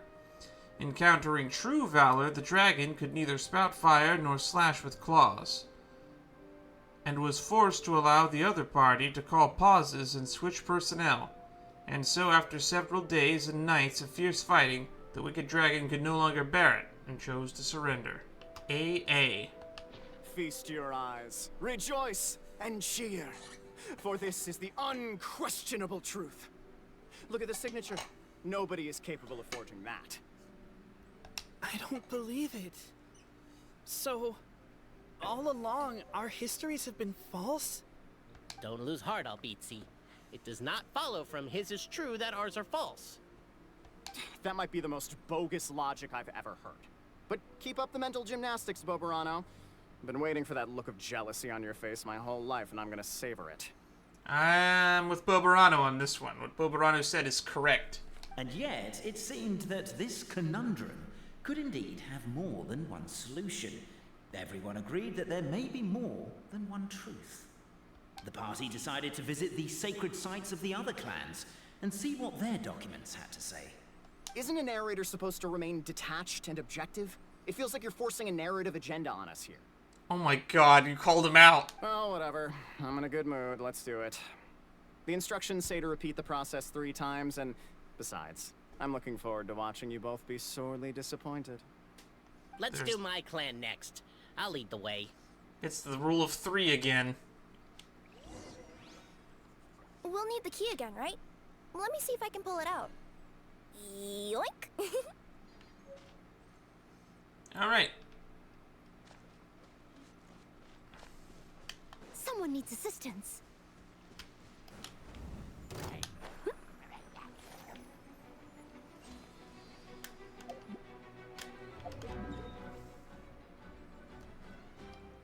Where are we going? Oh, your clan's sacred site is in the city.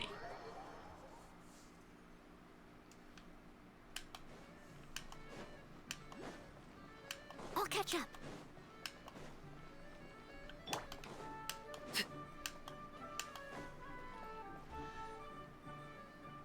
The party finds no pedestal in which to place the great clockwork key, only a locked door. Where's your clan's pedestal? Oh, let me guess, you hid it away in advance to save yourself the embarrassment of having it exposed as a fake? You done? Okay. Now, since my clan's main claim to fame is... Misinformation, half-truths, and fabrication. That remains to be seen. Ah, shut up, Cappet. Shut up, Cappet. Albizzi and the narrator. I swear, if I wind up dead one day, the murderer was Boborano. Let those be my last words. My clan's claim to fame is that we outwitted the dragon of old and stole its treasure. Ergo, all articles of value that we own, including the pedestal for the clockwork key, lie behind that door. So, next step is open the door? Almost. There's one step before that. The door is protected by a smart interrogation system. We have to answer its questions, and if we get them wrong, we will alert law enforcement. Jeez. Well, do you at least know the answers? The correction fluid of time has dyed white the pages of the Book of Wisdom. No, I don't know the answers. Boborano, you're my favorite too. But worry not. I had a quick word with the constabulary in advance. They'll ignore the alarm if we get the questions wrong, so answer without fear. There is no response from the door, and nothing unusual about it. Question 1. Who is it?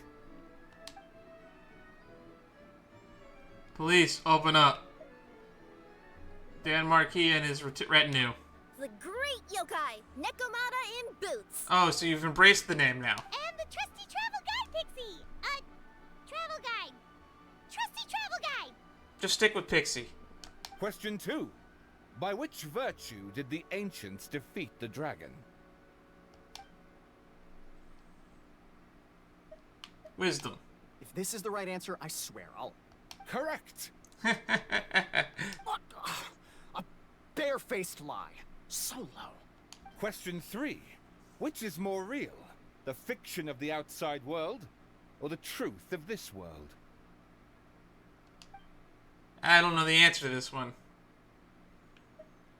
Perhaps both are equally real. Hear, hear! Who can be sure that the outside world isn't just a dream? And that when the dreamer wakes up, they won't just find themselves inside a novel? Oh, don't get on this. The philosophy brain and the vat theory is not something I buy into. There is no way to know, therefore both are equally real. That I can agree on. All correct. You may have the key pedestal. A lot of interesting voice acting in this quest. Traveler Marquis, you know what must be done. Please insert the great clockwork key. Oh, and this is my family crest. Oh, it's shaped like a key. That's neat. So we have a tower, a key. What's Albizzi's gonna look like then?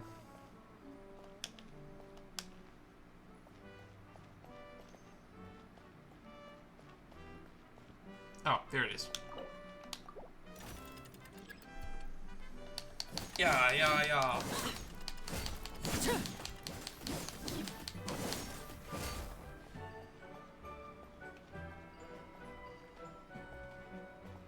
I've already kind of forgotten Do we what it looks like. really need this one?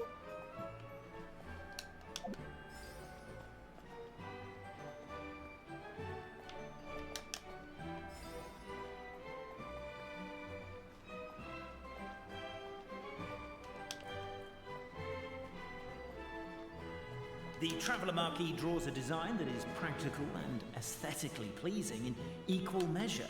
One thing it is not, however, is correct. I think you should take another look at Boborano's family crest and have another go.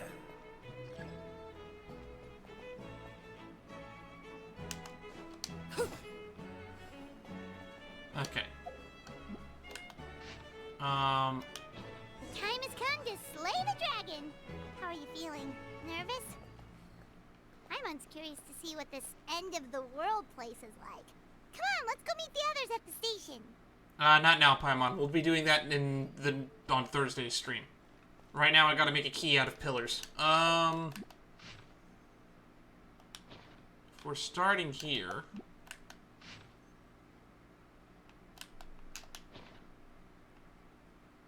So we go to this one.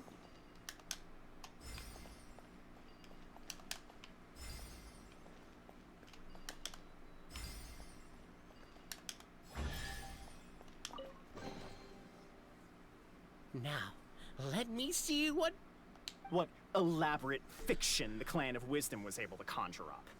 If anyone's listening, I would like to submit these as my last words. I surrender. I'm the one who murdered Cappet. I love these two.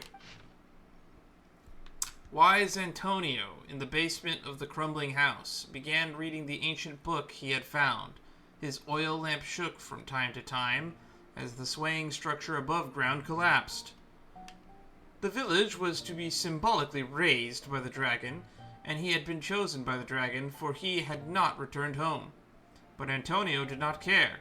He only wished to study the book the old lady had given him on the bridge he passed today. The book was titled Radiant Charter, and within was recorded all the rules that everyone believed in Summerlanka must follow. It was written in the language of the world's creation at the very start, and if Antonio was not possessed of extraordinary wisdom and deciphered this primordial text, there would not have been no study to be had. There would have been no study to be had. This book recorded no solutions as to resolving the difficulty of the constellation satellite presently faced. Nor did it contain any hexes that could aid Antonio in repairing his own home. But he knew that wisdom was the mightiest thing in the world. The morning light shone through the ruins of his home, and the neighboring blacksmith and chubby chief took great pains to get rid of the house's wreckage, which blocked the basement hatch. With dark circles about his eyes, Antonio said that the chubby chief, "I shall defeat the dragon. I will return soon. Are you sure? Are you sure you're all right? You don't look like you got any sleep. Just smoke from the oil lamp. Don't worry about it." The dragon sat upon the mountain of treasure, gazing down at insignificant little Antonio walking closer. Flames gathered in its throat, preparing to burn the area 1 centimeter before him. All the better to scare his puny, foolish creature away. "Halt! I'm qualified second-class Meister. The Radiant Charter states that should I refuse a duel, you cannot use force." This restriction did indeed exist, and so the wicked dragon swallowed its flames whole. Ah, how it dredged going into the toilet tomorrow. Antonio, for his part, had not expected that the second-class rust-clearing miser qualification exam he had taken on Lark would become useful. And since I am a second-class Meister, I propose a duel of riddles. You cannot refuse. Now Summerlanka had such a law, mainly for the benefit of the sphinxes of old sages, and princesses who wished to make life hard for others. The evil dragon had not expected this rule to catch up with it. I shall ask the first question. My house sold for 8,000 mora yesterday, but I thought there was room to raise the price, so I bought it back for 9,000. planning to sell it for 10,000. How much more did I lose in the end?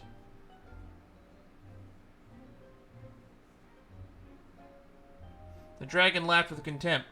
What's so hard about that? You could have waited until it hit 10,000 to make your move. But you sold it for 8. Bought it for 9. You lost 1,000 mora that you could have earned instead. No, he sold it for 8, bought it for 9, which makes him negative 1,000. Then he sold it for 10, which puts him at positive 9,000.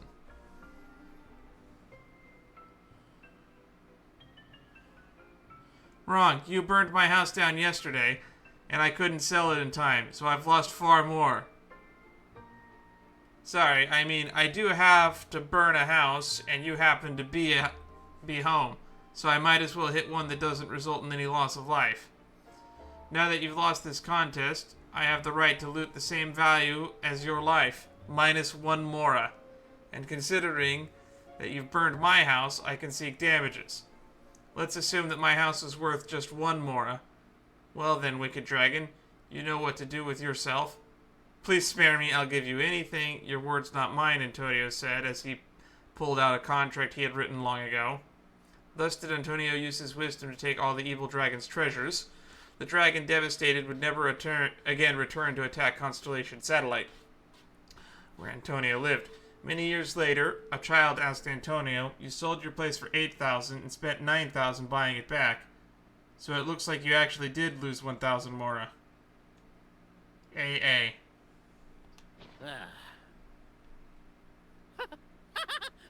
Look! My clan's history is true as well! There's that same unforgeable signature again, right here! It's starting to sound like you all have the same ancestor. What? Oh, does this mean that my clan is the only odd one out? Given that my clan's wisdom is such a subject of ridicule in your eyes, I will now appeal to my own personal intelligence, which I believe far surpasses that of my clan at large, and make a prediction. It seems likely that the claims made by each of our clans regarding their history and virtue are all true. Boborano? How can that be? Oh, I get what's going on. Once, when I was drinking with Gujiyai, she bet me a round of dried fish that I couldn't guess which cup the umeboshi was under. It was under all 3. Whichever one I guessed, I was always wrong, and Gujiyai would lift a different cup to reveal the umeboshi.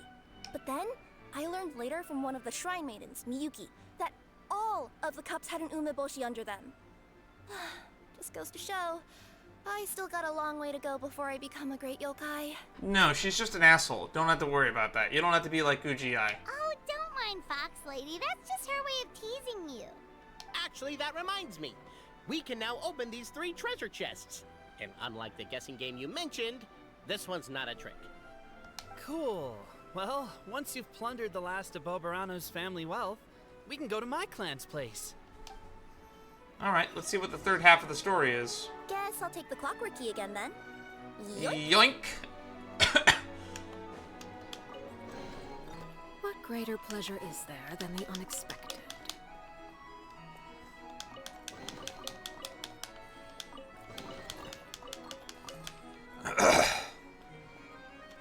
Where is your clan's place? Oh, it's just down the road. Alright.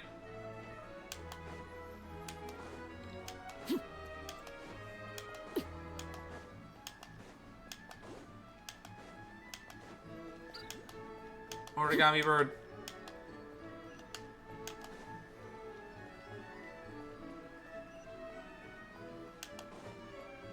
So many giant guards.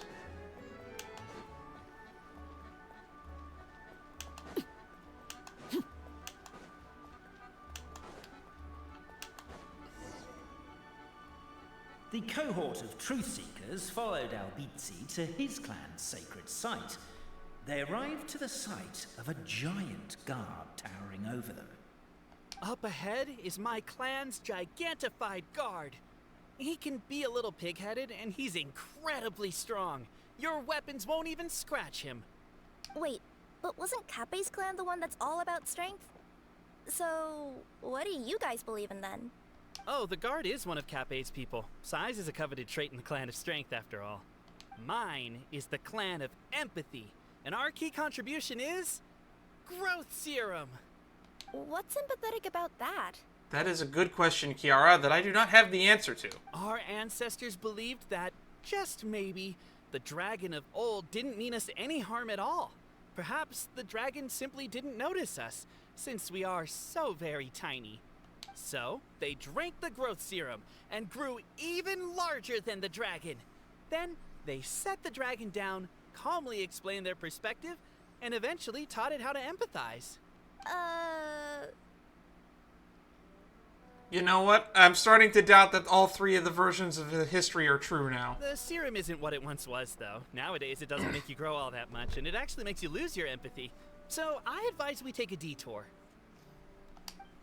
Despite Albizzi's words of caution, somebody, no doubt, has other ideas. Surely we could avoid a conflict with the guard, they think to themselves, if we could just try to understand one another.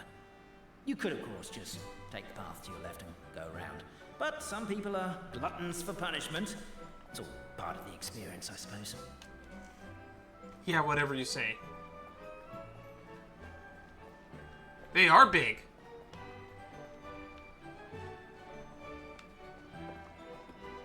Uh-oh. Everyone, I have returned.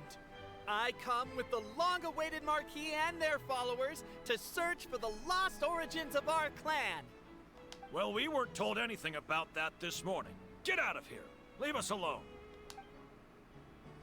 The guards scoop you up and throw you outside. No one is able to fight back. You and Albizzi only wanted to strike up a conversation with the guard. But since greeting you wasn't one of the items included in today's schedule, the relationship quickly soured. If you're just looking for a way in, why not consider taking the path on your left? Oh, look, there's yellow arrows and everything.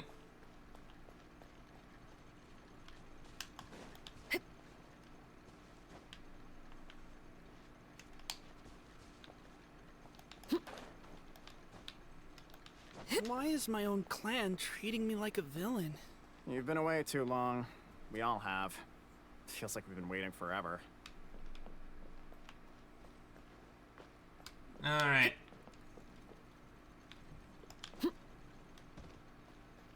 Aha! We should be getting close. Why is this place so full of junk? Are you the kind of people who never throw away the box when you buy something because you're worried you won't be able to return it without the original packaging? No, I just like to collect boxes. We'll never find the Oracle Pillars in all this mess. Never mind that. We have a more pressing issue. It seems there's a slight problem with my clan's family crest. The Marquis may need to utilize their wisdom to solve the issue. Oh.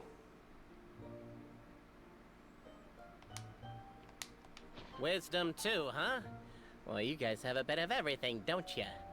Except empathy. Oof. Over here! I found... Yes! Keep the noise down! We don't want to alert the guard.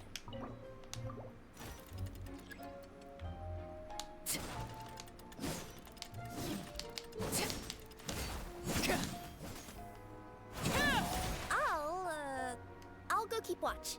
Yeah, sure.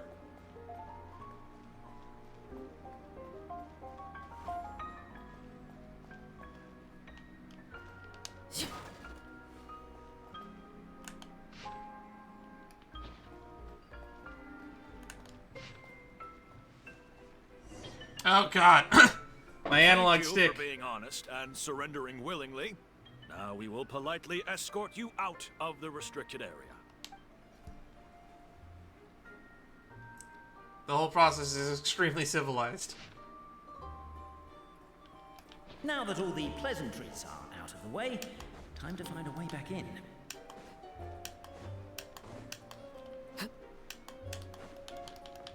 Okay, that was annoying. Just FYI, my controller is broken and occasionally will just infinitely go off in a direction, so... That sucks. But anyway, you sneak back in again.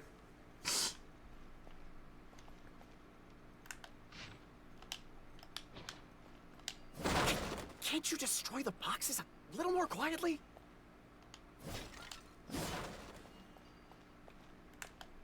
Alright. So it ends in the center. So assuming it's starting here at the bottom. This is the bottom. From there it's going to go diagonally this way.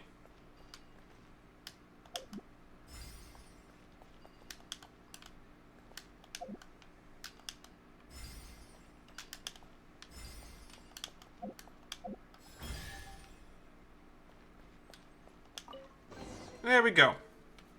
This is the last one. Galileo and Alberto did many good deeds again today, though it was most tiring to help out the old lady on the bridge move her barrels and hard apple cider. They each got a small barrel as their reward. The moonlight was unobstructed and beautiful, and the two good friends climbed up to the high wall that had been built to stave off the evil dragon. Alberto lost the rock, paper, scissors match, so he had to hold the barrel of cider under the crook of his arm as they climbed the ladder. Look, this is the big house that our chubby chief was so proud of.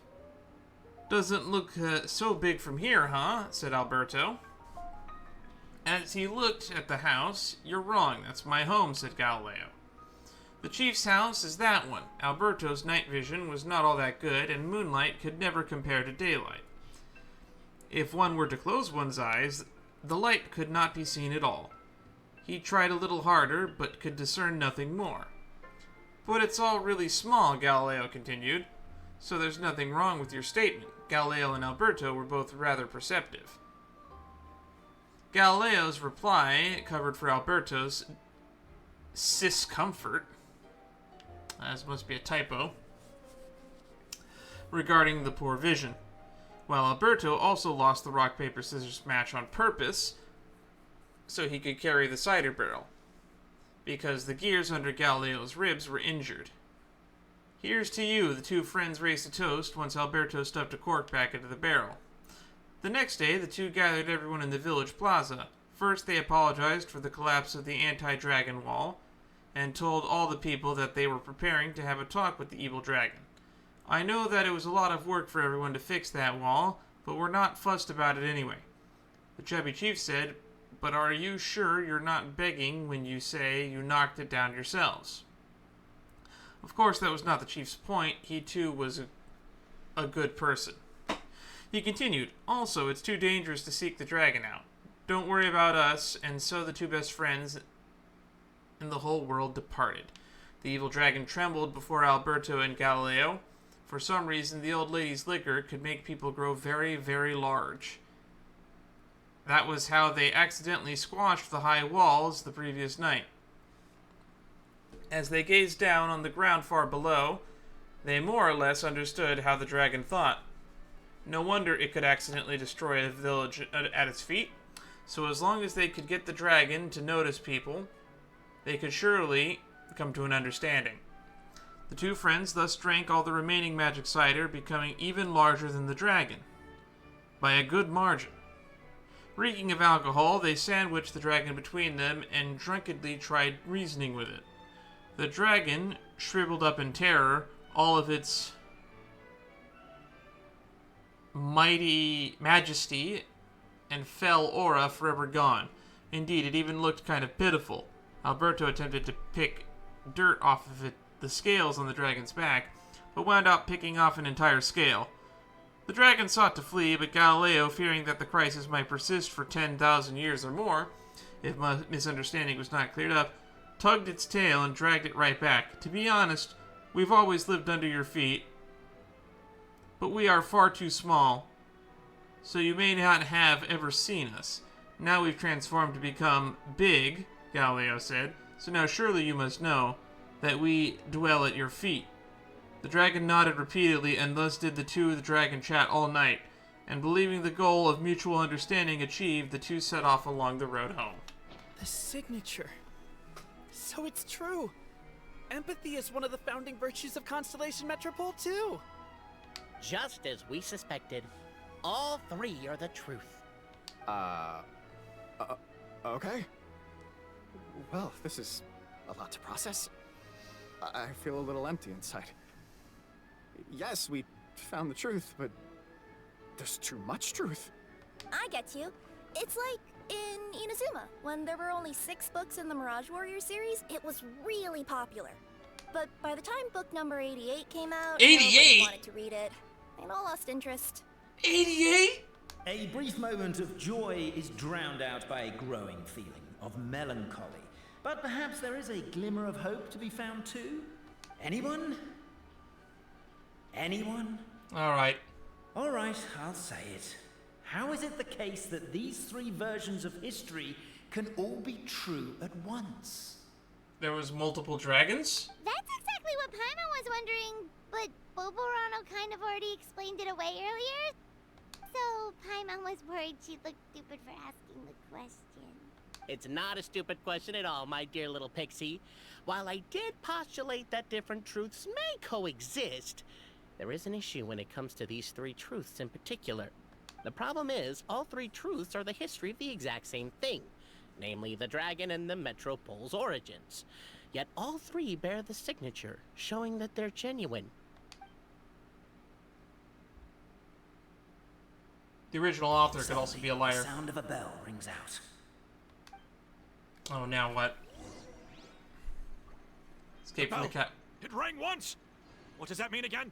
Ah, yes! Highest level of emergency! Everyone, to the main entrance! Stat! Bring all the glue traps and place them outside the gates! The whole city is on the lookout, and there's only one way out.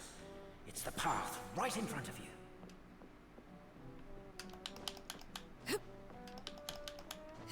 All Why right. did they ring the bell anyway?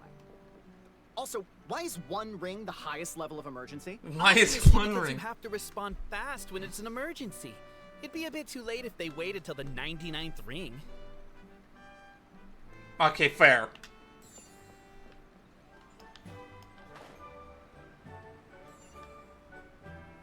That's a lot of glue traps. Why? Oh god, it makes you move slower if you touch it. Can I fly over it? I can't. Oh god, no.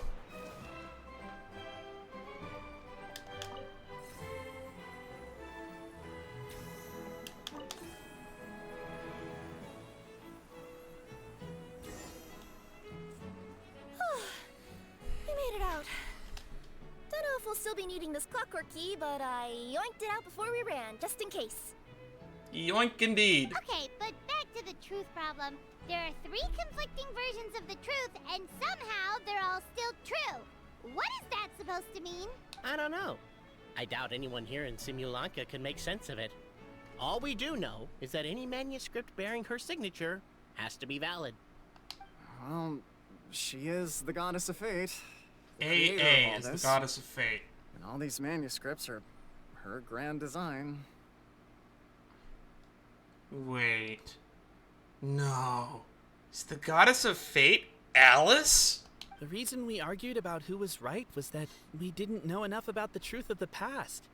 But now we have the truth. So we just have to accept it. As surely as we will follow the clockwork path designed for us, so is this the course that history has taken. It is clear and incontrovertible. We will never argue again. Thank you all. Is that all there is to it? Is this where the decision made at the first crossroads of destiny has led us to? A pointlessly happy ending? Overthinking it would be equally pointless. Well, that's enough for one day. Time to take a break. Could you be any more cryptic? You're planning something. Paimon knows it. Whatever happens, today was a breakthrough in my journey of discovery. I will go back and share it with my clan. He's gonna kill Cappet. Me too. And me. Let's leave it there for today then. I'm sure we'll find out what else Mr. Narrator has planned for us tomorrow. God, that was just one day of this?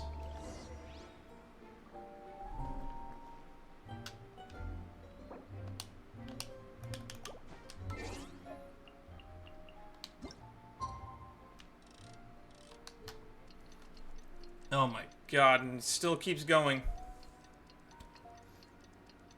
We're starting to stream longer than I had planned, but luckily I have extra time today, so we might as well keep going.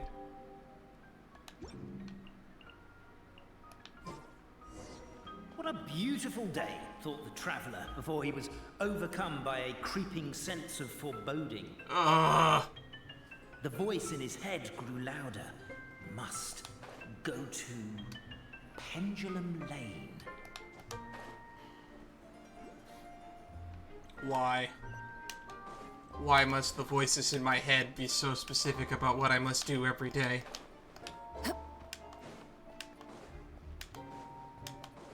Pendulum Lane is just up ahead. Something must have happened here after all. Everyone's crowded around. Oh, god damn it, I called it. Cappet's dead. Oh my god, this is terrible.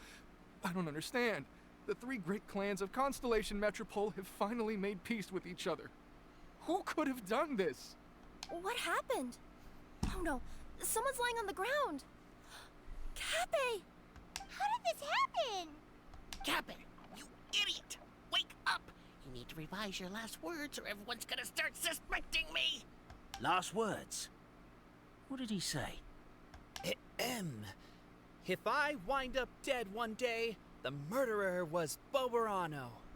Ugh, you could have at least pretended to not remember it. I'm sorry, Boborano, but this is an interrogation. I have to give the detective straight answers. Don't worry, Boborano. I don't consider you a suspect, nor do I have the authority to charge anyone with a crime. So, are you the last people to have had contact with him? Yes, also the mysterious narrator in the sky. My sincere condolences. You were travel companions, right? It's a real tragedy. I'm afraid he'll be out cold for another hour and a half, at least. Huh? He's not dead? Yeah, I know. It's despicable.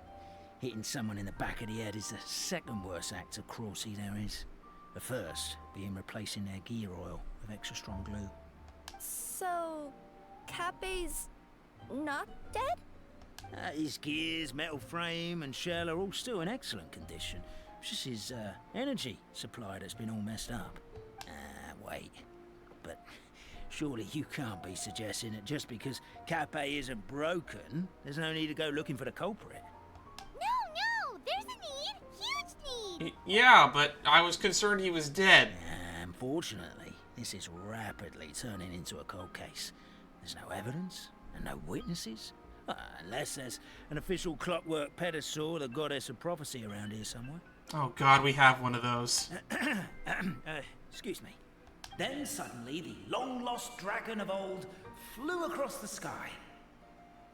You're the narrator, motherfucker, aren't you? Where? I didn't see anything. Wait, why can't I move? Oh, my mistake. It was just a cloud. Or a bird. Or something. If only we could turn time backwards and replay the crime. Isn't that one of those, clockwork socket things right behind you? So it is. I think this chronologically takes place before we ran into Navia's questline then. Please, let's recreate the crime scene.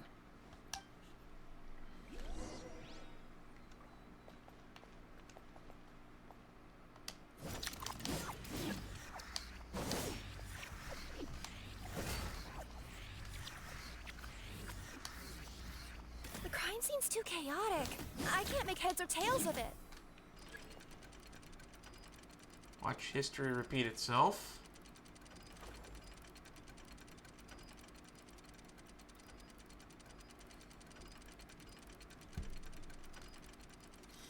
Okay. I'm just gonna keep watching Cappet. He jumped and fell over.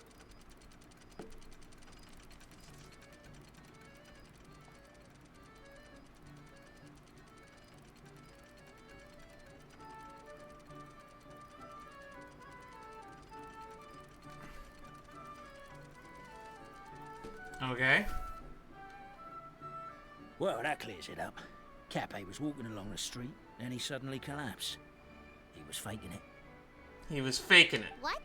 So case closed? Aren't you supposed to investigate a little more first? Well, we literally replayed the crime scene and saw it with our own eyes. There's no need for any evidence gathering or powers of deduction now. And besides, maybe the truth is inherently strange by nature. Like how Constellation Metropole has 3 histories, each of which is the truth. But didn't you say Cappet was struck in the back of the head and knocked unconscious?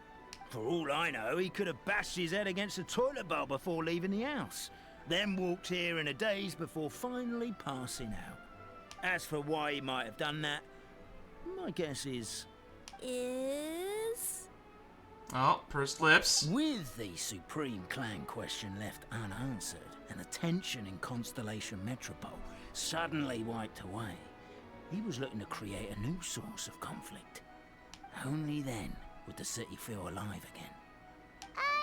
Do we really think he's capable of that, though?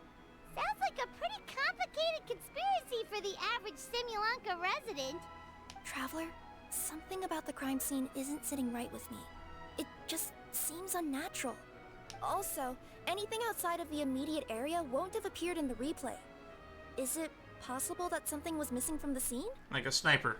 Why don't we search the area? Wait, what are you doing? Oh, we're gonna head to Cappet's house to check the toilet bowl for signs of an impact. Okay. He's faking it. Cappy's house is this way, I guess? Oh, let's look for suspicious clues. Come here. Whatever it is you were looking to buy, please do come back tomorrow. It's just, I have to close early today. Why? A bottle of growth serum has gone missing. If someone's stolen it with the intention of harming others, the consequences could be disastrous. That's not good. There's a whole investigation into it, so I gotta close the shop while I do an inventory count. If it turns out I'm wrong and I miscounted, I could be charged with filing a false report and disturbing the peace. That's not good. That's suspicious AF.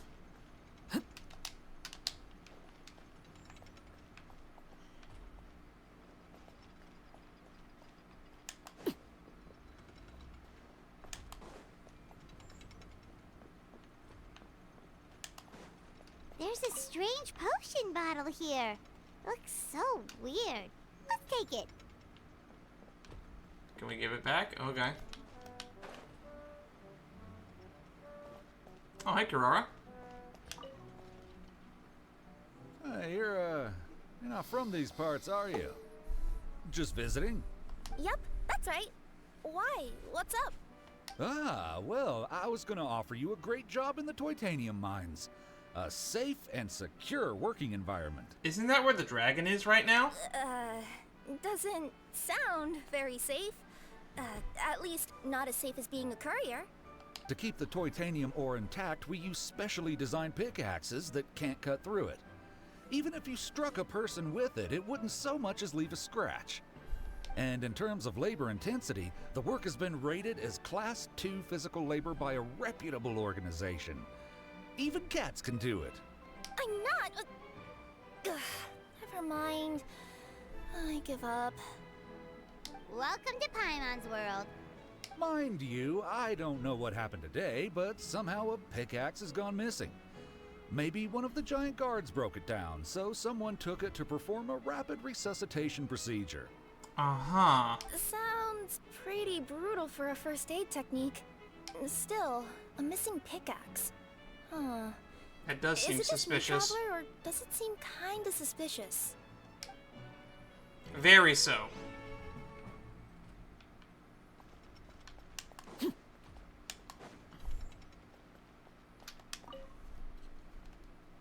Hello there. Have you seen my spear by any chance? Someone was shouting about a dragon a minute ago, and I instinctively threw it into the sky. Yeah.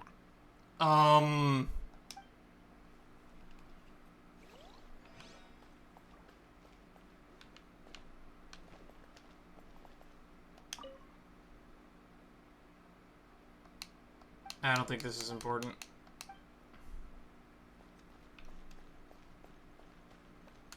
Oh, there's the spear, I think.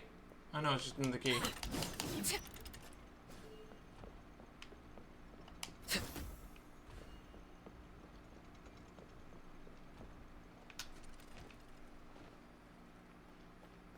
Hmm.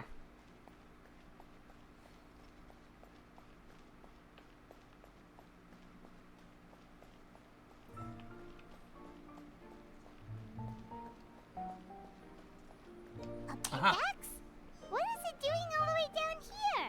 There's gotta be a story behind it. Let's take it. Oh, there's the There's spear. a spear here. It looks so mysterious. Let's take it. Let's say one of these was the weapon used in the assault. Which one do you think it is? Probably the pickaxe. If it was the pickaxe, Cappet sure is lucky it's not still lodged in his head. Actually, you're wrong there, Paimon. The foreman at the mine was just saying, this kind of pickaxe is designed not to damage titanium, so it couldn't cause any superficial damage to residents here. But you could probably knock someone out if you hit them hard enough, and it wouldn't leave a scratch. Let's take this back to the crime scene and replay it one more time. Ah, you're back. How was the toilet at Cappet's house? Toilet? What about it? Oh, yeah, forget that.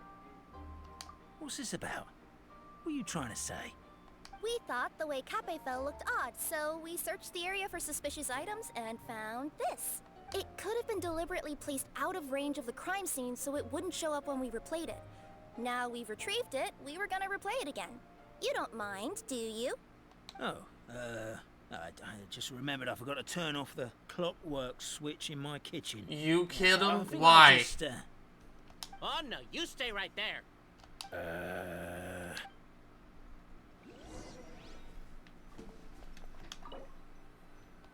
We should be good now.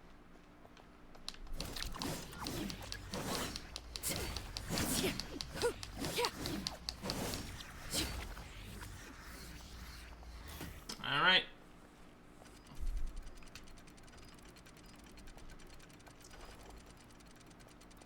Why do you have a pickaxe?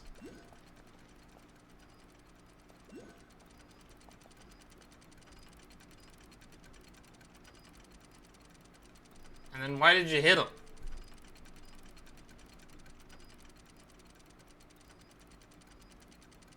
Oh. Staring into my eyes is ill-advised. So you threw it and it bounced and hit him.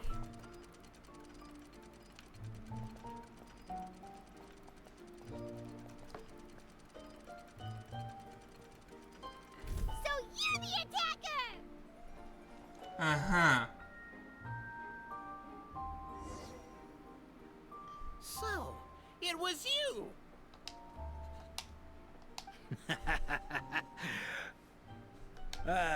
I would congratulate you for cracking the case, but since I did such an abysmal job of covering my tracks, didn't exactly have your work cut out for you.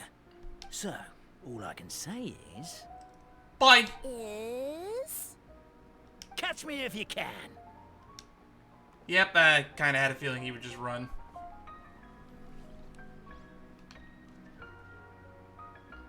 We have a runner! That's it! Let me at him! Oh, we get to use Kirara's skill! Yeah! Boots who ran off in pursuit of the poor little minion.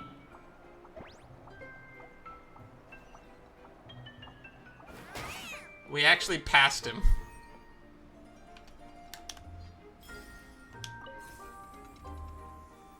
The minion's poor little lower back was protesting painfully against the intense physical activity. He decided to take the elevator, giving him a moment to catch his breath. Wiggle, wiggle, wiggle. Wiggle, wiggle, wiggle. We're a box. Cat box. Really? His lower back asked. But the minion had no other choice. He resolved to make the jump down. Alright, narrator. Look at him go. By this point, the Necromata in boots was gasping for air. The minion was huffing and puffing, even more loudly. But we'll ignore that. I'm not! Don't underestimate the gold level courier of the Comania Express! Gold level courier.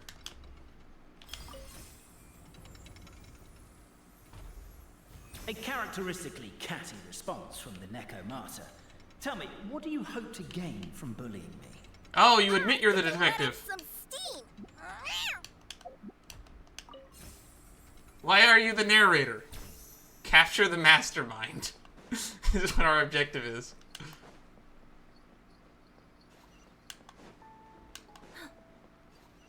Ah, God damn it, he got us. Crap. Oh, and by the way, remember the glue you got stuck on when you first entered the future Marquis's abode to be? That was also me. I did it using my powers. Oh my God. Rats! Oh, I'm so jealous of you guys right now. You can just jump out of your shoes and keep running, but Wait, I'm wearing boots this time. Yes! The unnamed minion made a last-ditch escape attempt. He began his long climb, up the wall, the tall wall. He began his long climb up the tall wall. You call that a tall wall? In urgent Neko parcel mode, I'll scale it in no time. Yeah, I wish I had the forethought to hit that button there. I'm beat. I surrender. Pursue the killer detective. What the hell was the point?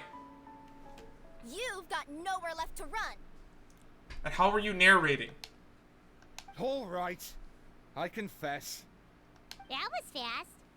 Getting caught by you here was a backup plan. I don't know if what I've done will make things better or not. Time to come clean. I am the narrator. The one who's been guiding you all this time. Gasp. Shock. My mind is blown. You're overdoing it a little bit there. Anyway, I only did what I did because... Why are you suddenly spilling the beans? I poured my heart and soul into all this. I was worried you wouldn't ask. The truth is, I was one of the first conscious beings ever made by the goddess of creation. And I've known for a long time that this whole world is just a fairy tale written by the goddess of fate. I know they say that fairy tales are just made up for kids to read, but I refuse to believe that fairy tales are just fictional stories and nothing more. Uh-huh. The reason why Constellation Metropole has 3 origin stories is that the Goddess of Fate wrote 3 drafts and couldn't decide which one she liked best. Ah. Then her cat trod all over them, and they all got crumpled together, so the 3 worlds just sort of folded into one. Huh. The Goddess of Fate was torn between them anyway, since she couldn't decide which ending was best for the dragon or the kids. So when she saw what the cat had done, she simply decided to go with all 3. Who'd have thought? Well, what does any of this have to do with what you did? You're not a fictional character, so you couldn't hope to understand my sorrow. Honestly, I don't Also, think how there's do you anyone know nor the this? Simulanka who would understand. Every day that I experience, every interaction I have with another person, is it really all just a work of fiction? The only reason the 3 great clans wanted to find out the truth was for the pointless task of electing the supreme clan. I thought that once they'd learned the truth, it might make them curious enough to investigate further. But as it turned out, they just accepted it and carried on living the same old lives. I have to motivate them to keep looking for answers now that they think they've learned the truth. I have to make them uncomfortable with the superficial explanation that they took at face value. And I have to figure out, once and for all, while you real people from the outside world are still here, are we real? Oh God, please don't go there. Aww. That's my full confession. My brain can't handle it right now. Time for you to take me back. I'm guessing I'll probably be forced to make a public apology, then sentenced to half a day in solitary confinement. I definitely deserve half a day. Oh, also, pass this message on to Cappet, Boborano, and Albizzi, if you could. The Great Clockwork Key was originally put in place jointly by the ancestors of the 3 clans. If the three of them had any ability to cooperate whatsoever, they'd have been able to remove it by themselves. Huh. Over all these years, not once have they ever tried removing it together. Instead, they made us hit it with a sword a few times and then remove it. Oh, my poor child. There's one thing you've been mistaken about this whole time. Oh, shit. Ah! Whose voice is that? Detective? Was that you? Your voice acting's actually pretty good. It is pretty good, but that was definitely not him. The reason fairy tales are suitable for children is that they help them to understand the world. Fairy tales may be works of fiction, but at their heart lies an internal logic that is undoubtedly real-world truth in a condensed form. Perhaps they simplify good and evil, and perhaps they hide the darkness in metaphors. But let there be no doubt. I recognize this the voice. The world within fairy tales is as real as can be. And by I think it's the same extension, VA for Madam Ping, actually. You and your compatriots are also real. Goddess! Is it really you? The line that separates footnotes from narrative can never be crossed. Never the two shall meet. This is why you have never heard my voice before. The line that separates footnotes from narrative can never be crossed. Echo of the Goddess of Fate. Footnote. But now you wish to break free from the story. And there's a cat nearby, so you can hear my echo. Oh my god. Kiara, you gonna contest this one too? Of course you are. Just your echo. Oh, poor detective. So, we are a part of the real world too. Yeah, you're a book. You lead the surrendered detective back to Cappet. So we shot a crime scene for evidence, mugshot suspect for records, and a photo of the heroes of posterity. The guard molded over 3 photos is overkill. Let's just get a big group photo of the crime scene. Suspect try to look more serious. Heroes more natural, please. Happy smiles, but no smiling from the victim or their friends or family. Thank you. No, don't get up. Stay on the ground. No need to capture the crime scene as is. 3, 2, 1, say cheese.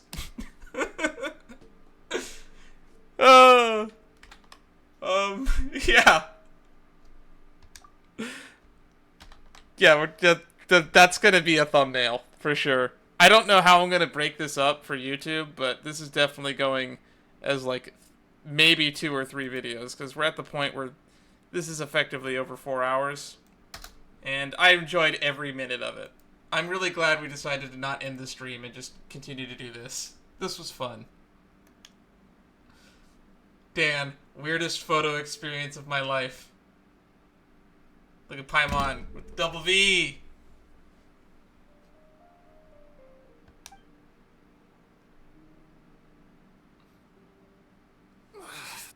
My head's spinning. Albizzi just gave me a quick rundown of the situation.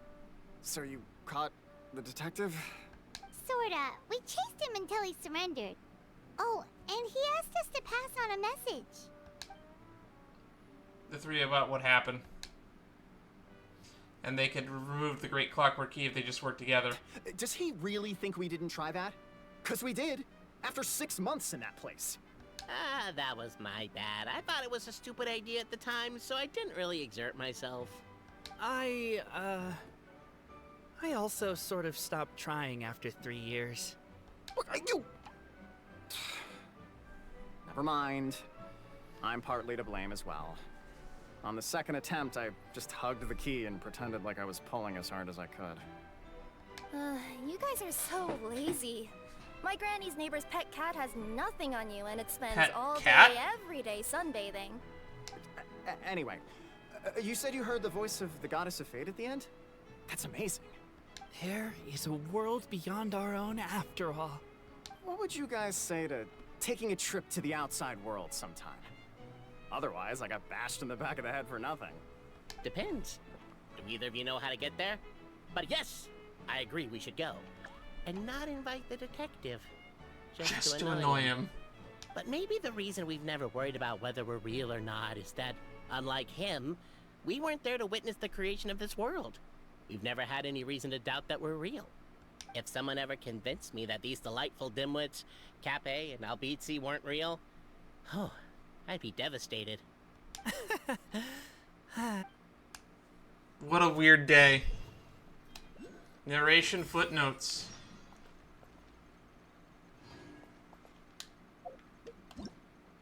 This keeps going?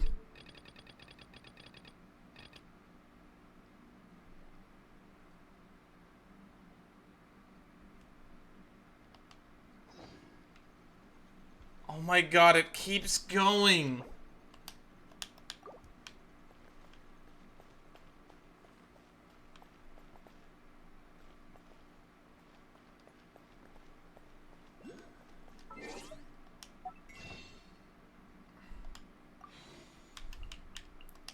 Well, let's see what happens.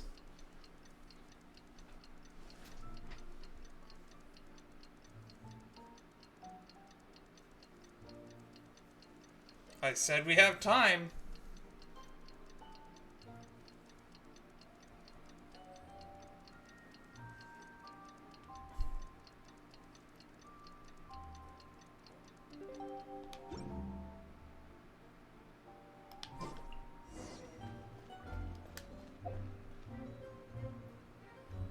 Let's check in here real quick. Narration footnotes. So there's an epilogue to an epilogue. Weird.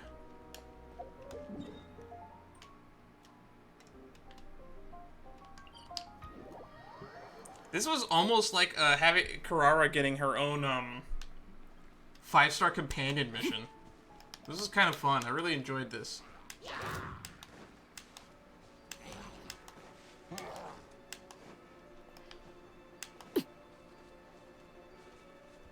Alright, go to the future Marquis's abode to be and return the giant clockwork key.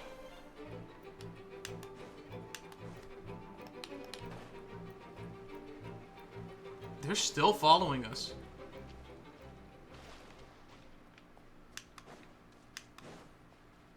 Oh, these three are here. Well, if it isn't the Marquis of Carabas, along with his cat and little fairy. I think we should probably stop this now. Surely it's time that Dan and I drop these roles. In theory, it should be all over now, but I remember hearing that the point of the ceremony was to help the people transition from one mental state to another. To bid farewell to the title of Marquis of Carabas once and for all, you bring things to a close with a touch of formality. As the Nekomata bids farewell to her boots, through the reflection of the wiser to the nature of truth.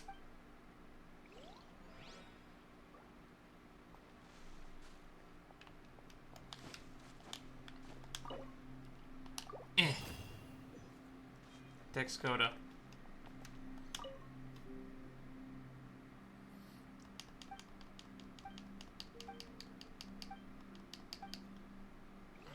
What about you, Cappet? You got anything to say?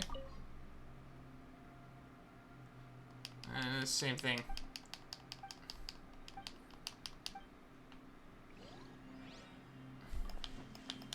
Well, the key doesn't budge an inch.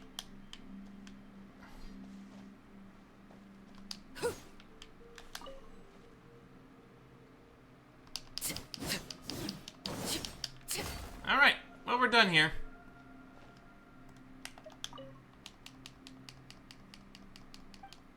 And I think that this is a really weird quest line. And I'm glad we didn't just stop there. So, thank you everybody for stopping by. There was a lot of audio problems, but you don't have to worry about that. I'll probably fix them as much of it as I can in post. And if you want to see more videos like this in the future, stop by on Thursday, because on Tuesdays and Thursdays we do our live streams at twitch.tv/sheetstreams.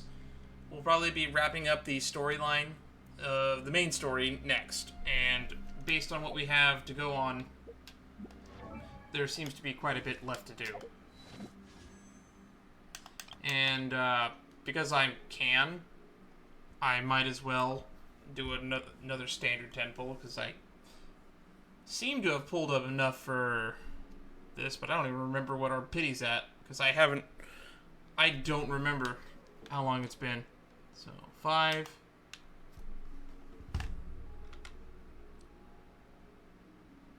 Come on, don't crash now. There we go. 5, 10, 15, 20, 25, 30, 35, 40, 45, 46, 47, 48. We're at a pretty high pity already. Alright.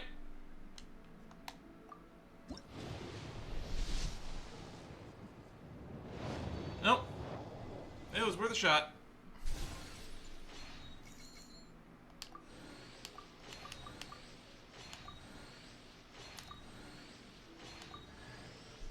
Hey! I'm Charlotte, a journalist with the Steambird. It's a pleasure to meet you. If you've got time, would you be open to doing an exclusive interview? My journalistic instincts tell me that there's a treasure trove of news in you just bursting to get out. I actually still owe you information about the Duke.